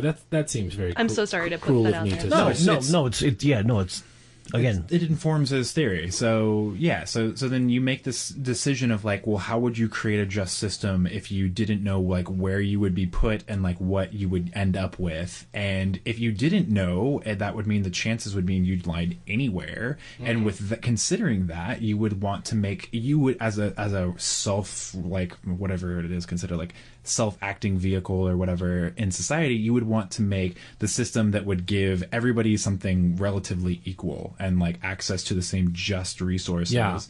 So he was trying to argue, I think, for a system in which it was pretty egalitarian, but not entirely egalitarian. So if you made certain sacrifices in that society, there might be in his estimation a reason for you to get a little bit more benefit than your average person. Mm-hmm. So that's another aspect of Rawls's theory. I think it's called the difference principle, if I remember correctly. It's that a certain amount of inequality is permissible if that amount of inequality raises the lowest stratum of society to as high a place as they could possibly be. You know, getting to the question of equity versus equality. Yes. All right. Let's say if we could let us. Okay. Excellent digression. Look, can we bridge Rawls back to healthcare and the decommodification of it? Well, you brought up Rawls in context of healthcare. So. I mean, yeah, I guess what I would say is that you would then be making the decision of like, well, what's going to allocate the most amount of resources to the most amount of people in case I end up in like this place where I'm born with cancer or something. Mm-hmm. And if that was the case, then you would end up at a Medicare-for-all system because it would allocate the most amount of resources to the most amount of people. Yeah, and essentially that is what we have already. We have Medicare for the elderly, and we have Medicaid for the most vulnerable parts of our population, and they spread that across an even keel. And yeah, if you're born with having experienced and worked with people in the not only in a hospice situation of dying, but also in like children born with illnesses where they are literally on a ventilator 24/7 and receiving oxygen and receiving services and goods all the time, and then also having to deal with that administrative side of billing all of that equipment and stuff like that. Like, it is horrifying to think that we can place a cost on a human life. That should just be the end-all sentence of it, is that we don't put a cost on human life. You're going to keep somebody alive as long as they possibly can, because human life is, it has infinite value. Sorry, I'm just hitting Jeremy's podcast. Like, yeah. So you can just go back to that, and that's the simplest function for people to understand. And yeah, I mean, it's just so simple. Yeah, absolutely. So let us take a quick break, and then we'll get back to. Let's ask once we got this break, like, where do we go from here? But now it's break time.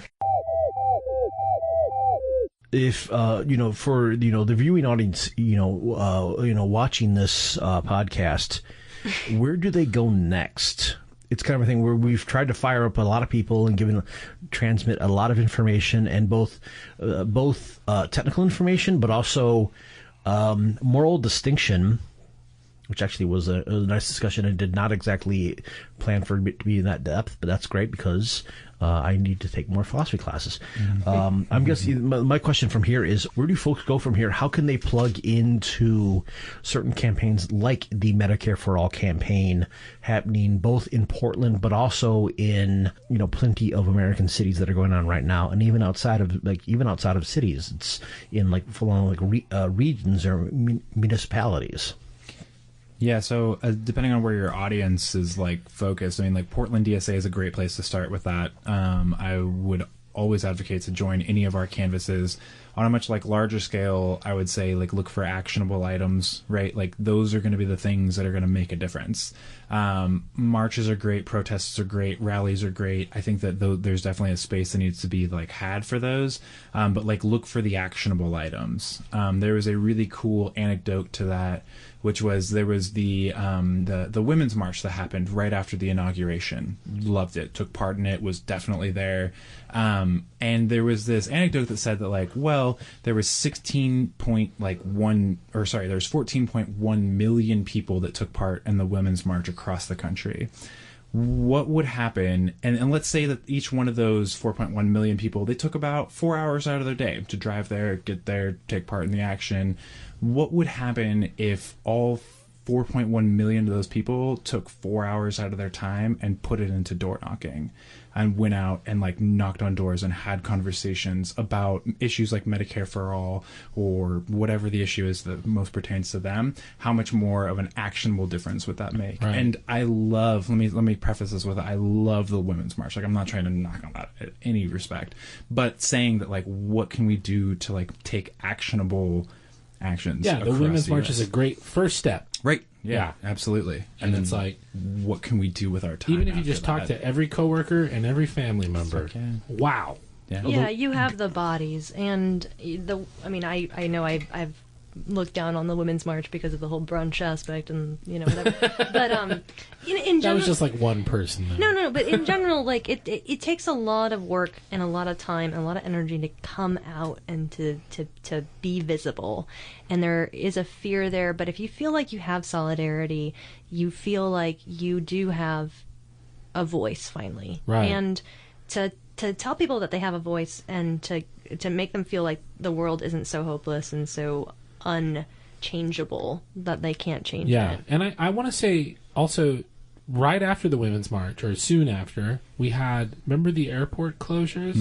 Yeah, I was flying home from northern Mexico that day. I feel I'm sorry that you were probably inconvenienced, Jeremy, but no, I know you don't care, but I'm just I'm saying it never affected me. I had to because I was trapped bouncing like through 4 different airports. I was prevented from participating. I had to like check in, land. Okay, like where is everybody at? Oh shit, they're in Portland now. Hopefully, okay, it's and then fly from here to there, and then checking to see what everybody was. But I think that even to me, even more than the Women's March, that incident was such a telling moment for where American politics is and where it could be going, because these were regular ass people going, "Hey, we're all going to the airport right now." I mean, who organized that? Mm-hmm. Where was the Facebook invite? I mean, it just happened. It you know what I mean? Yeah, it was.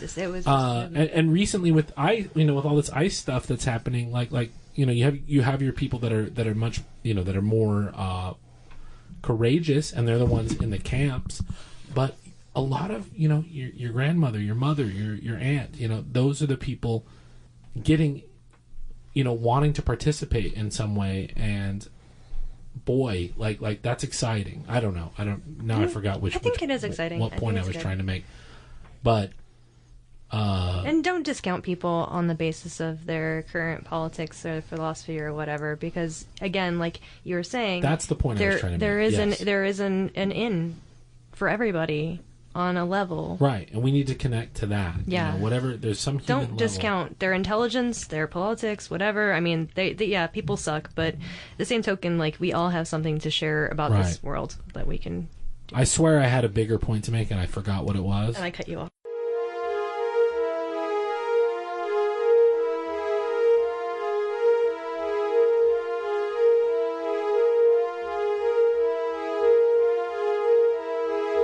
So I engaging on Twitter is realizing that most of my people that I engage with are very neoliberal. Yeah. Retweeting the same people over and over and over again, and it's sort of like, my shut off at this point, and I'm so sad. I'll still hate follow you if you're if you're reposting, like just dumb shit, right? I mean, if I have the Eric Gardner test or whatever. If you repost anything that's like Louise, like what's her face, or oh god, then I'm like done. But like Louise Mensch. Yeah, but like even if you're doing like she's not a Mensch. Imani Gandhi or whatever, you're trying. Right. But they're like still not getting it, right? They're that close. And this is the thing about like Praxis now is like, they're that close. They're continually feeling like they're pushed to their limits, but they're not, because we live in a hell world. So like what you have to do is you just have to kind of like ease them into the idea that like your ideology is not there. Well, I would argue those people don't believe that they're in a hell world, though. Really? They think that's normal? People, not that it's normal, but like the people that are like centrist Dems, they don't believe that we're like living in a hell world, because the world is not hell for them, because their children are not being separated from them at the fucking border as they're so true. Reaching asylum, right? Like they're just like going about their day and doing whatever the fuck, and they saw some things Trump did that was stupid. Like they're not living in the world that is chaotic. Yeah. And like this is the time where, as people on the left, we have to be able to say like the world is shitty for everyone, and we need to acknowledge that and like find a place where we can say like, and I'll just go there, but like socialism is the right thing to happen. Yeah. Well, universal safety, right? I mean, you can always go deeper, and I think people are just like have a cutoff. Like when you talk about stuff like Palestine, or all these kind of things that like people just are like, it just falls off the radar, and it's like, no, if you're thinking about the world as a whole, needing not only like universal care and humanity, but just treating people like human beings, like you need to think about these things, and you don't need to just shout about them on social media. You need to actually like legitimately like force your people in power, unfortunately, because I'm anti-authority and whatever, we live in this world, to listen to you and to know that that's not right. Right. And yell at people in restaurants. And yes, yell at people at restaurants. We should do an episode on that. Never let them step outside of a guide to restaurant yelling. Never let them step outside of their protected cloisters without like 1920s level of like just 1920s movies level of like tossing rotten produce at them. Right. Or I believe a movie I saw with you, Jeremy, many years ago, V for Vendetta. What was it? The politicians should be afraid of the people. People should not be afraid of the government. Government should be afraid. Yeah, I did a Matrix episode recently, and we talked a little bit about how that was a trans narrative, and I think it technically, it is. It actually is a trans narrative. Yeah, even the Matrix is. Yeah. The Matrix is too. But yeah, anyway. I would think to some degree, like what the Wachowskis do would be a trans narrative, because It's true, Aren't yeah. they both trans? Yeah. Yes, Okay. the Wachowskis. They're now the Wachowski sisters. Yes, we, ladies and gentlemen, we have talked about a hell of a lot of topics tonight. Going, I would say we are going far longer than I expected, but secretly we always kind of expect that we're gonna go for a while. Again, one of the things that we do want to reemphasize is that there are things you can do. There are. We are a Portland-based podcast talking to primarily Portland-based people, so there's a little bit of local bias there, but no matter where you are, there are groups working on this shit, like right now, like the day you are hearing this, that you can hook up with. And Yeah, and I just think about if you're from Hobbs, New Mexico, or whatever. Like there's no one in your town doing what. There might not be anyone doing what we're talking about, but there are people that want someone to be doing it, and it could be you. So think about that. You know what I mean? Think about what Riley was talking about just having conversations with. It doesn't even have to be strangers. It can be people that you know that you haven't had these conversations with. You know, it's important. And these are not, rural urban divide issues. Everyone fucking gets sick. So this is universal, yeah. Yeah. So just think about that. Go out, join your local DSA chapter. Or take start action. Or start it if Yeah. you need to, yeah. Hobbs, absolutely. New Mexico, I'm looking at you. Yeah, or even if you have issues with DSA, like there are many leftist groups, some healthier than others. Yeah, Oh dear. that you can like hook up with and just say, yeah, it's like, yeah, I'm here to help out. Yeah, there was the what was it, I can't remember what publication did it, but it was the thing about the middle-aged mom who was radicalized because Slate.com, I believe. Yeah, Slate. She was radicalized because she listened to Chapel Trap House and she went to a PSL, a Party for Socialism and Liberation, which may or may not have its own issues, but she went to a discussion, a PSL meeting about the Communist Manifesto, and because of that, and her own, material circumstances, Boom. That's all of a sudden that was, I don't want to say she was red-pilled, but There has to be a rose emoji equivalent of that. Yep. Yeah. Just to say, like, At Socialist Bomb 69. the fact that we have like a little bit of traction right now in mainstream media, like, we need to hold on to that. And I know I fucking hate mainstream media, but the fact that like Cynthia Nixon is all for DSA and is behind it, again, who gives a fuck about the fact that she's an actress or whatever, Yeah, I don't whatever. care. Like we have visibility. yeah, like I said, just the fact that there's a thing of this prominence. I'm not going to go into whether certain DSA groups should necessarily do full-on like electoral endorsements, but just the fact that this thing was bubbling up and like, okay, there's something going on here. It's starting to pop, and it's always been popping in weird ways with the whole Fox News bullshit, because of course they're going to paint us as commies, and that's always a fear. But like, I think that we do have the ability at this point to say, hey, there is an alternative to this idea that like the trickle down of good things happening in the Democratic Party is never going to actually work out for us. And I know a lot of really like established liberals, and they like to talk about authority, and I he was going to be the Speaker of the House. And you're like, no, just like shake it from the bottom up. This is the new revolution. It doesn't have to be bloody, but it can be definitely like, you do have to not give a fuck about anybody's feelings about we this can stuff. make it bloody. No, I'm kidding. I don't want to get bloody. No guillotines, please. A better world as possible. Okay, like I said, all right. On that note, for those who would want, for those in Portland who would want to be involved in more, there are a couple. I'm going to try to get this out in mid-July. There are at least a few events coming up very, very soon, which you, the viewer, can participate in if you want to find out more.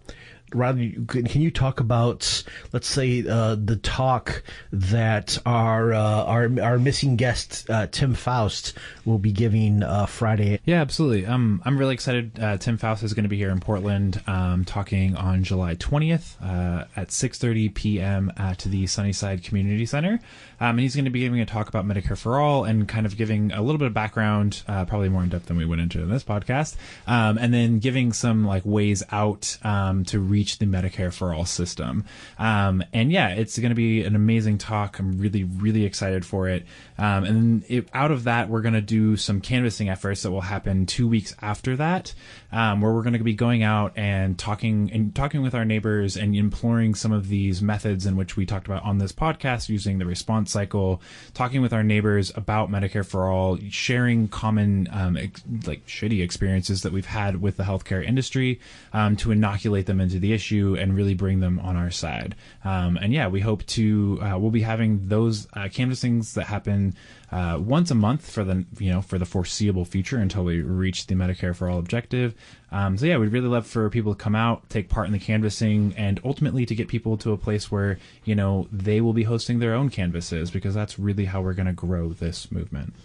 And for those who would like to say join for those Portlanders who are interested in finding out more of what Portland DSA is doing with regards to the Medicare for All campaign, is there going to be like a meeting coming up soon? Yeah, there'll be a meeting on the 28th where we'll have a work group meeting where we'll talk a little bit about our campaign, how it's going to be shaped. We're actually looking to do some pretty new and exciting things with this campaign.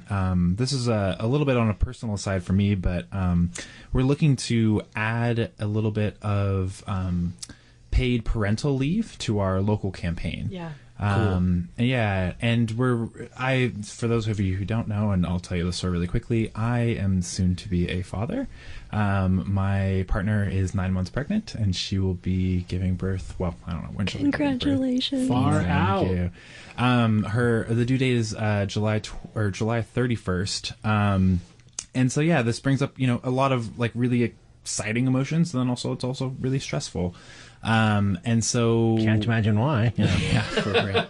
And so so we're looking to because of those experiences, and really realizing how that is affecting people, we're looking to bring some of that into our local campaign for Medicare for All, and advocating for paid parental leave in the city of Oregon. And so look for that in the near future. In general, paid parental leave should be a thing, period. For men and women. Men need to support women in that. And it should be a whole damn year. That's all I'm saying. Exactly. For those interested in paid parental leave, especially for paid father leave, check out the current efforts. Definitely in Sweden. I can't remember if it's in Norway too, but I think Britain has a version of it, right? Check out mensrights.org. I'm kidding you guys. I don't know if that's a website. All right. I don't endorse it. Wrapping things up, we've been going on forever, as we usually do. We're coming to very rapidly to the endorsements and recommendations segment of the podcast. This is stuff that we have been digging on, be it book author, podcasts, whatever, thing that we need that has compelled us so much that we need other people to know about it. And so we'll give them here. Does anyone want to go first with their own recommendation? Well, you took my rec because you were going to recommend Heavy Medical, so I can't recommend that anymore. Go for it. No, go for it. No, I'm not going to. Obviously, Heavy Medical is great. They haven't released a podcast since April, since Tim has been so busy. Who and what is Heavy Medical? Heavy Medical is Tim Faust and his partner, Kelly Jo, and they're both deep into not only studying but practicing healthcare law, and they're explaining the American medical healthcare system for an audience in a good way, and also recommending a lot of heavy metal, which I really, really appreciate as somebody that took my shirt off at a Mastodon concert. Nice. It was hot. It was in Arizona. Okay. Sure. You can wear a bra in public. It's just like a bathing suit. Especially at a Mastodon concert. Yeah. Yeah. What was great was what was that cartoon that opened for them? Shit. Deathlock. Yeah, I went and saw Deathlock. No, I went to the Portland show of that. It was at the Roseland, yeah. Has Tim Faust turned you on to any metal that you were not aware of previously? I can't pronounce it. It's like... That's a good That's indicator. why it's awesome. It's like... You also can't read the logo. Yeah, Kavalterlak or whatever. Okay, great. Yeah. Okay. Anyway. Yeah, look for the recommendation in the show notes, unless I just completely give up and trying to find out and just like, no, this ain't happening, folks. Yeah. Jeremy approximating a spelling of Kervalterlock with a. I don't know how to pronounce it. Again, I'm so glad he's not on this podcast. Okay, so my second recommendation, and the one that I really want to do, is somebody that I met through the Chapo live show, and I'm outing myself here a little bit, but my friend Rob does a podcast called Dungeon Master of None, and he talks about D&D. Excellent. In really short, maybe about 45-minute episodes with his podcast partner, and they do an excellent job of explaining the current rules-based system and the new books. And as an avid D&D player my entire life, this has been very, very eye-opening for me. He also encouraged me to continue to watch the first season of Critical Role, and I am deep, deep, deep into that. And I am so happy because D&D is my life. Okay, I'm really interested in this. Yeah. 5th edition. They're just talking about the rules of 5th edition, and it opened your mind in a way. Yeah, because they talk about the benefits of the certain archetypes of the class changes that they've done. So D&D 5e is a relatively new system, and they haven't really released a lot around it. So Wizards has been pretty very guarded about releasing new content. Okay. And when they've been doing it, they've been really trying to bake in the rules that aren't going to get you too heavy into, again, the rules, because for a long time Pathfinder was king because Pathfinder was just the only thing that was on the thing. And I played Pathfinder for about 3 years, and it was Mathfinder, crunchy, whatever. So the spells-based system for D&D is much more interesting and unique and cool, and it allows for more role play. And so they talk a lot about how these systems can work for role play, and they encourage the new way to tell the story in a sense that includes more options that aren't just murder, hobo, kill. So you're saying it's an improvement upon people who just grinding. Yeah. And we all remember the vaunted. You're listening to Nerdcast. You all remember the vaunted D&D monster that was the hobo. So yeah, anyway, and also from the perspective of he's a historian and he is a DSA member, feminist, I really, really strongly recommend, if you are into D&D and you are a leftist, just go there first. Excellent. Awesome. It's a leftist D&D pod. Oh man, I'm so in. Who's going next? Should I go next? Go next. Okay. I'm going to read, I'm going to recommend a depressing thing that I read today. It's actually 4 years old, so if you've read it already, don't give me any shit. Awesome. It is by Wolfgang Streeck, Streeck. That's the saddest name ever. That's the most German name ever, yeah. The article is called "How Will Capitalism End?" and that got me excited, but I shouldn't have gotten so excited because it was sad. He talks about. It is from 2014, so I didn't realize that until we started recording the show. But he's talking about something that a lot of people have talked about that are anti-capitalist, which is that capitalism seems to be dying, and predicting the end of it. But he makes to me a pretty compelling case that we really are in a last throes, but it's how long are these last throes going to last? And it really could be our whole lives. I don't want the beyond history vaporwave future to be my only. Sorry to bum you guys out, but we might die, and it's still capitalism in a horrible sense. But I think that I don't want to get too much into trying to summarize it, because it is actually pretty complex and it's pretty long. And if you're not into economics like I am, you might fucking really want to run away from it, but if you don't, it's interesting. And I would just say that I think the takeaway is that getting together, finding solidarity, is more important than ever, because one of the things that the author stresses is that there's no assurance that a Marxist sort of socialism is going to be what replaces what happens next. Yeah, shit ain't determined. It's not determined. Right. It could be that. It could be something worse. It could be a new kind of feudalism, which it seems like we're walking towards already, with like the gig economy and that sort of thing. Can I be one of the robots that strangles the billionaires in their shelters underground? No, Sure, I would love for that to be your job, but that's not up to me. But I would just say read it. I do think it's a pretty realistic expectation of the death of capitalism and how it could be awful or great, depending on, again, how united we are on the left and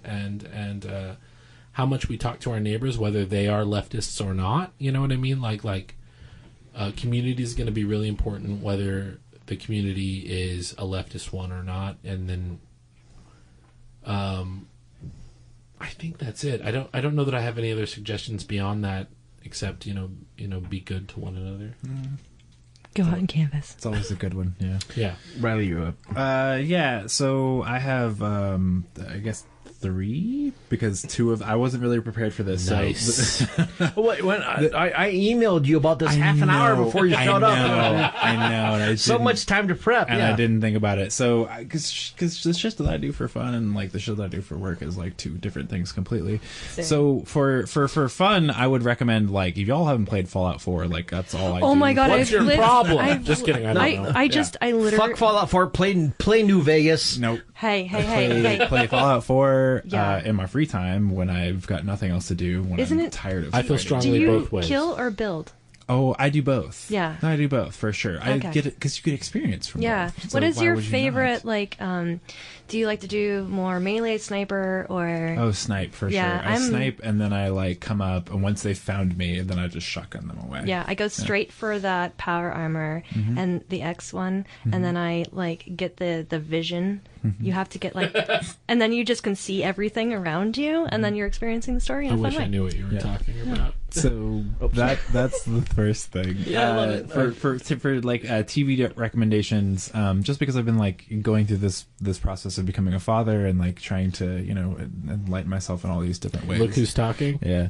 No. Wait. What? I don't know. What that is. Look, he's talking now. No, it's the- 3 men and a You're such a baby. young man. I don't know what any of these Right, references but, mean. Riley, if you wouldn't mind, how old are you for the viewing audience? I just turned 27. Jesus fucking Christ! So there's there's a thing, a TV show called The Letdown, which is amazing for if you're like interested to know for whatever reason about like what it's like to go through having a child and like the very realities of that. Like people like to glamour it up or this, that, and the other thing, but like The Letdown as a show was put out, like I think it's a British thing, and it's amazing. But for more of like a I don't know, intellectual side, there's this book called Democracy in Chains, which I just bought and I'm reading. It's the deep history of the radical right's stealth plan for America. And so it really details how people like the Koch brothers and individuals have like really instilled a plan for what their version of America would like behind lobbying and all that, and really is a good way to kind of understand where we've gotten to now with lobbying and with money and like why we're in this place currently, and then offers suggestions on how we can like move out. So Who put out this book? Because I know that I've seen that title. it's Nancy Maclean. If Okay. I'm pronouncing that Oh correctly. yeah, she wrote about the public choice theory in that book. Buchanan, doesn't she talk a lot about him? Roy? I'm very new into this book. I just bought it like a week Okay. ago. So. Sorry. Do you remember is it List who published this or? Because if it's Haymarket or Verso, it's like crazy on sale from. I will say that it's a book that was recommended to me from folks that are a part of the National Nurses United, and so yeah. But I don't know. Cool. Okay. Yeah, where it came from. I know for certain that she writes about Buchanan and public choice theory. I definitely know that about that book. I have not read the book, but I've read a chapter of it. Yeah. great. I'm just breaking into it. Yeah. So. Sudden spark after way too much beer in our conversations. You, especially because you have a philosophy major background and mixing TV. What do you think about The Good Place? Have you seen that? I don't know if that is. I don't even know what you're talking about. Okay, The Good Place is a TV series starring Kristen Bell and Ted Danson. Oh, actually, I do know that. It has two seasons out, and it is one of the shows that it's coming back in the fall. It's a thing where, like, ethics and morals professors are using episodes to teach certain modules for. And I was just kind of curious. But are they like bourgeois ethics professors? Because ethics is a real bourgeois, like.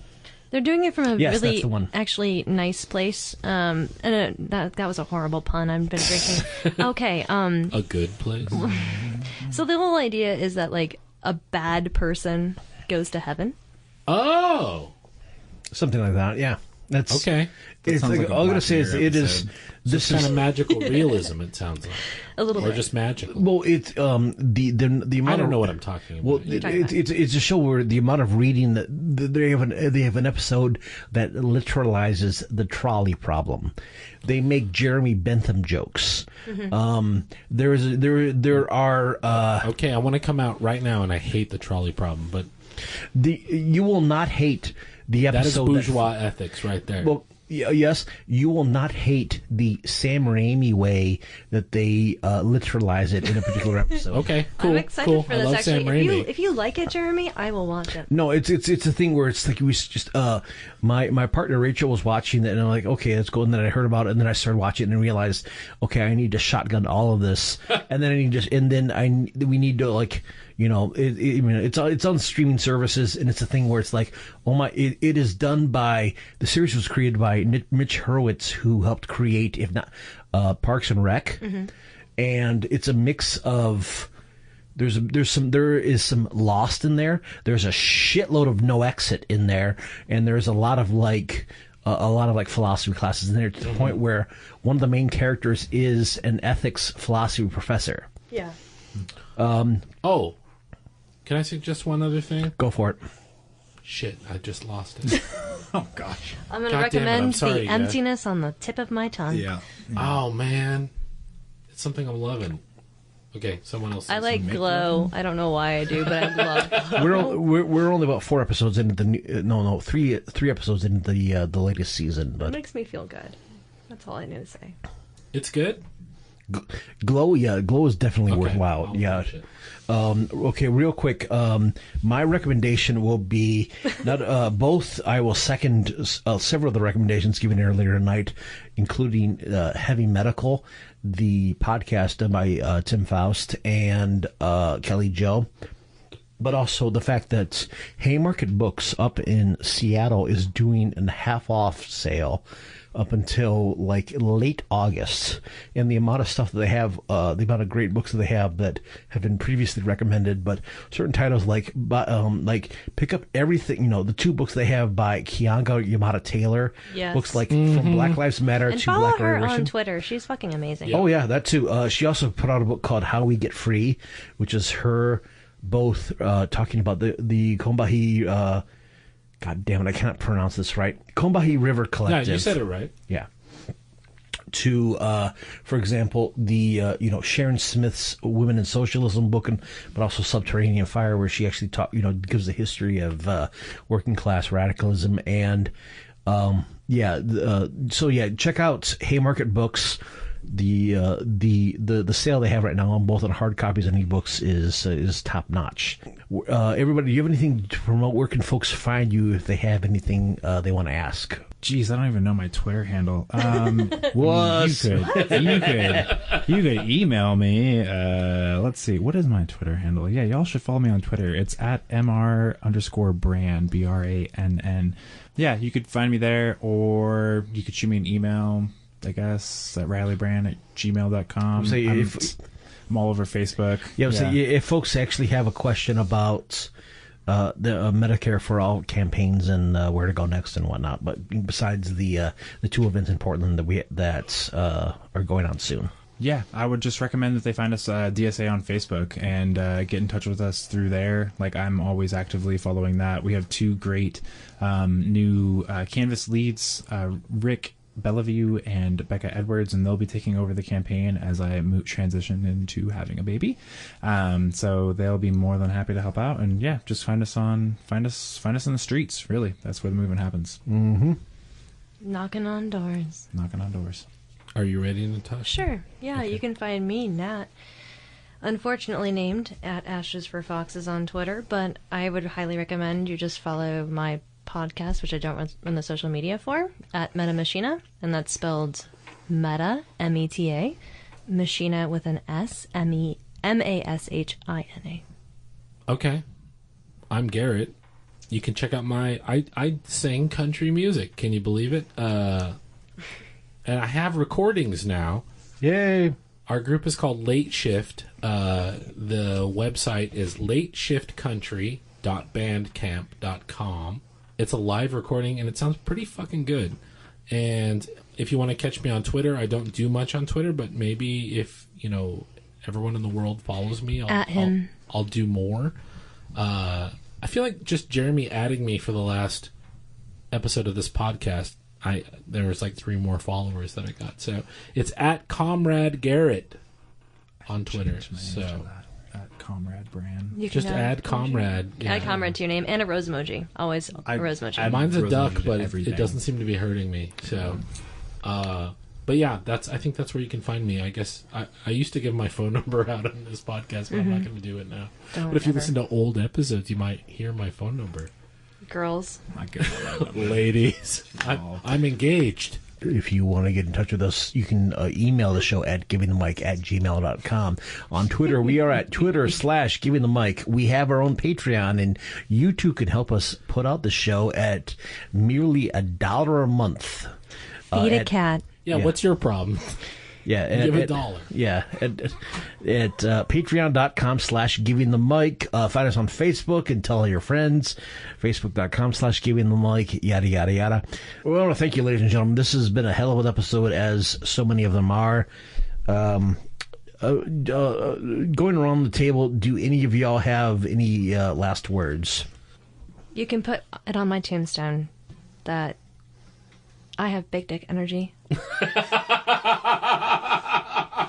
Thanks for dating this, but yeah. Be excellent to one another and party on, dudes. I don't know how to follow that up. So what I'm just going to say is, because this podcast was particular about Medicare for all and all that jazz, what I would really highly advocate for is that the insurance companies are not going to let us have this. If we want to win this issue, we need to go out and have as many conversations as we can. And the only way in which we're going to do that is by canvassing. So go out, talk to your neighbors, share your experience, and let's win Medicare for all. Let's do it. Yep, that's true. We should have started with that. Rock and roll. Good night, ladies and gentlemen.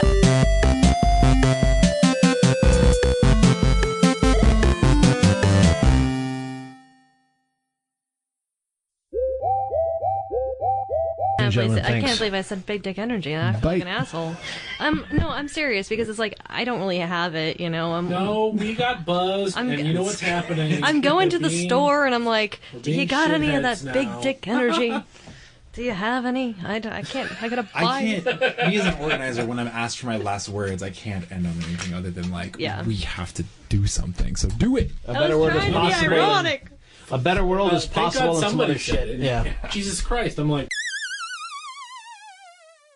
Homo Vulgaris is the leading cyberpunk dystopia stoner internet cult rape capitalist addict of known Russian Bob Disinfo podcast.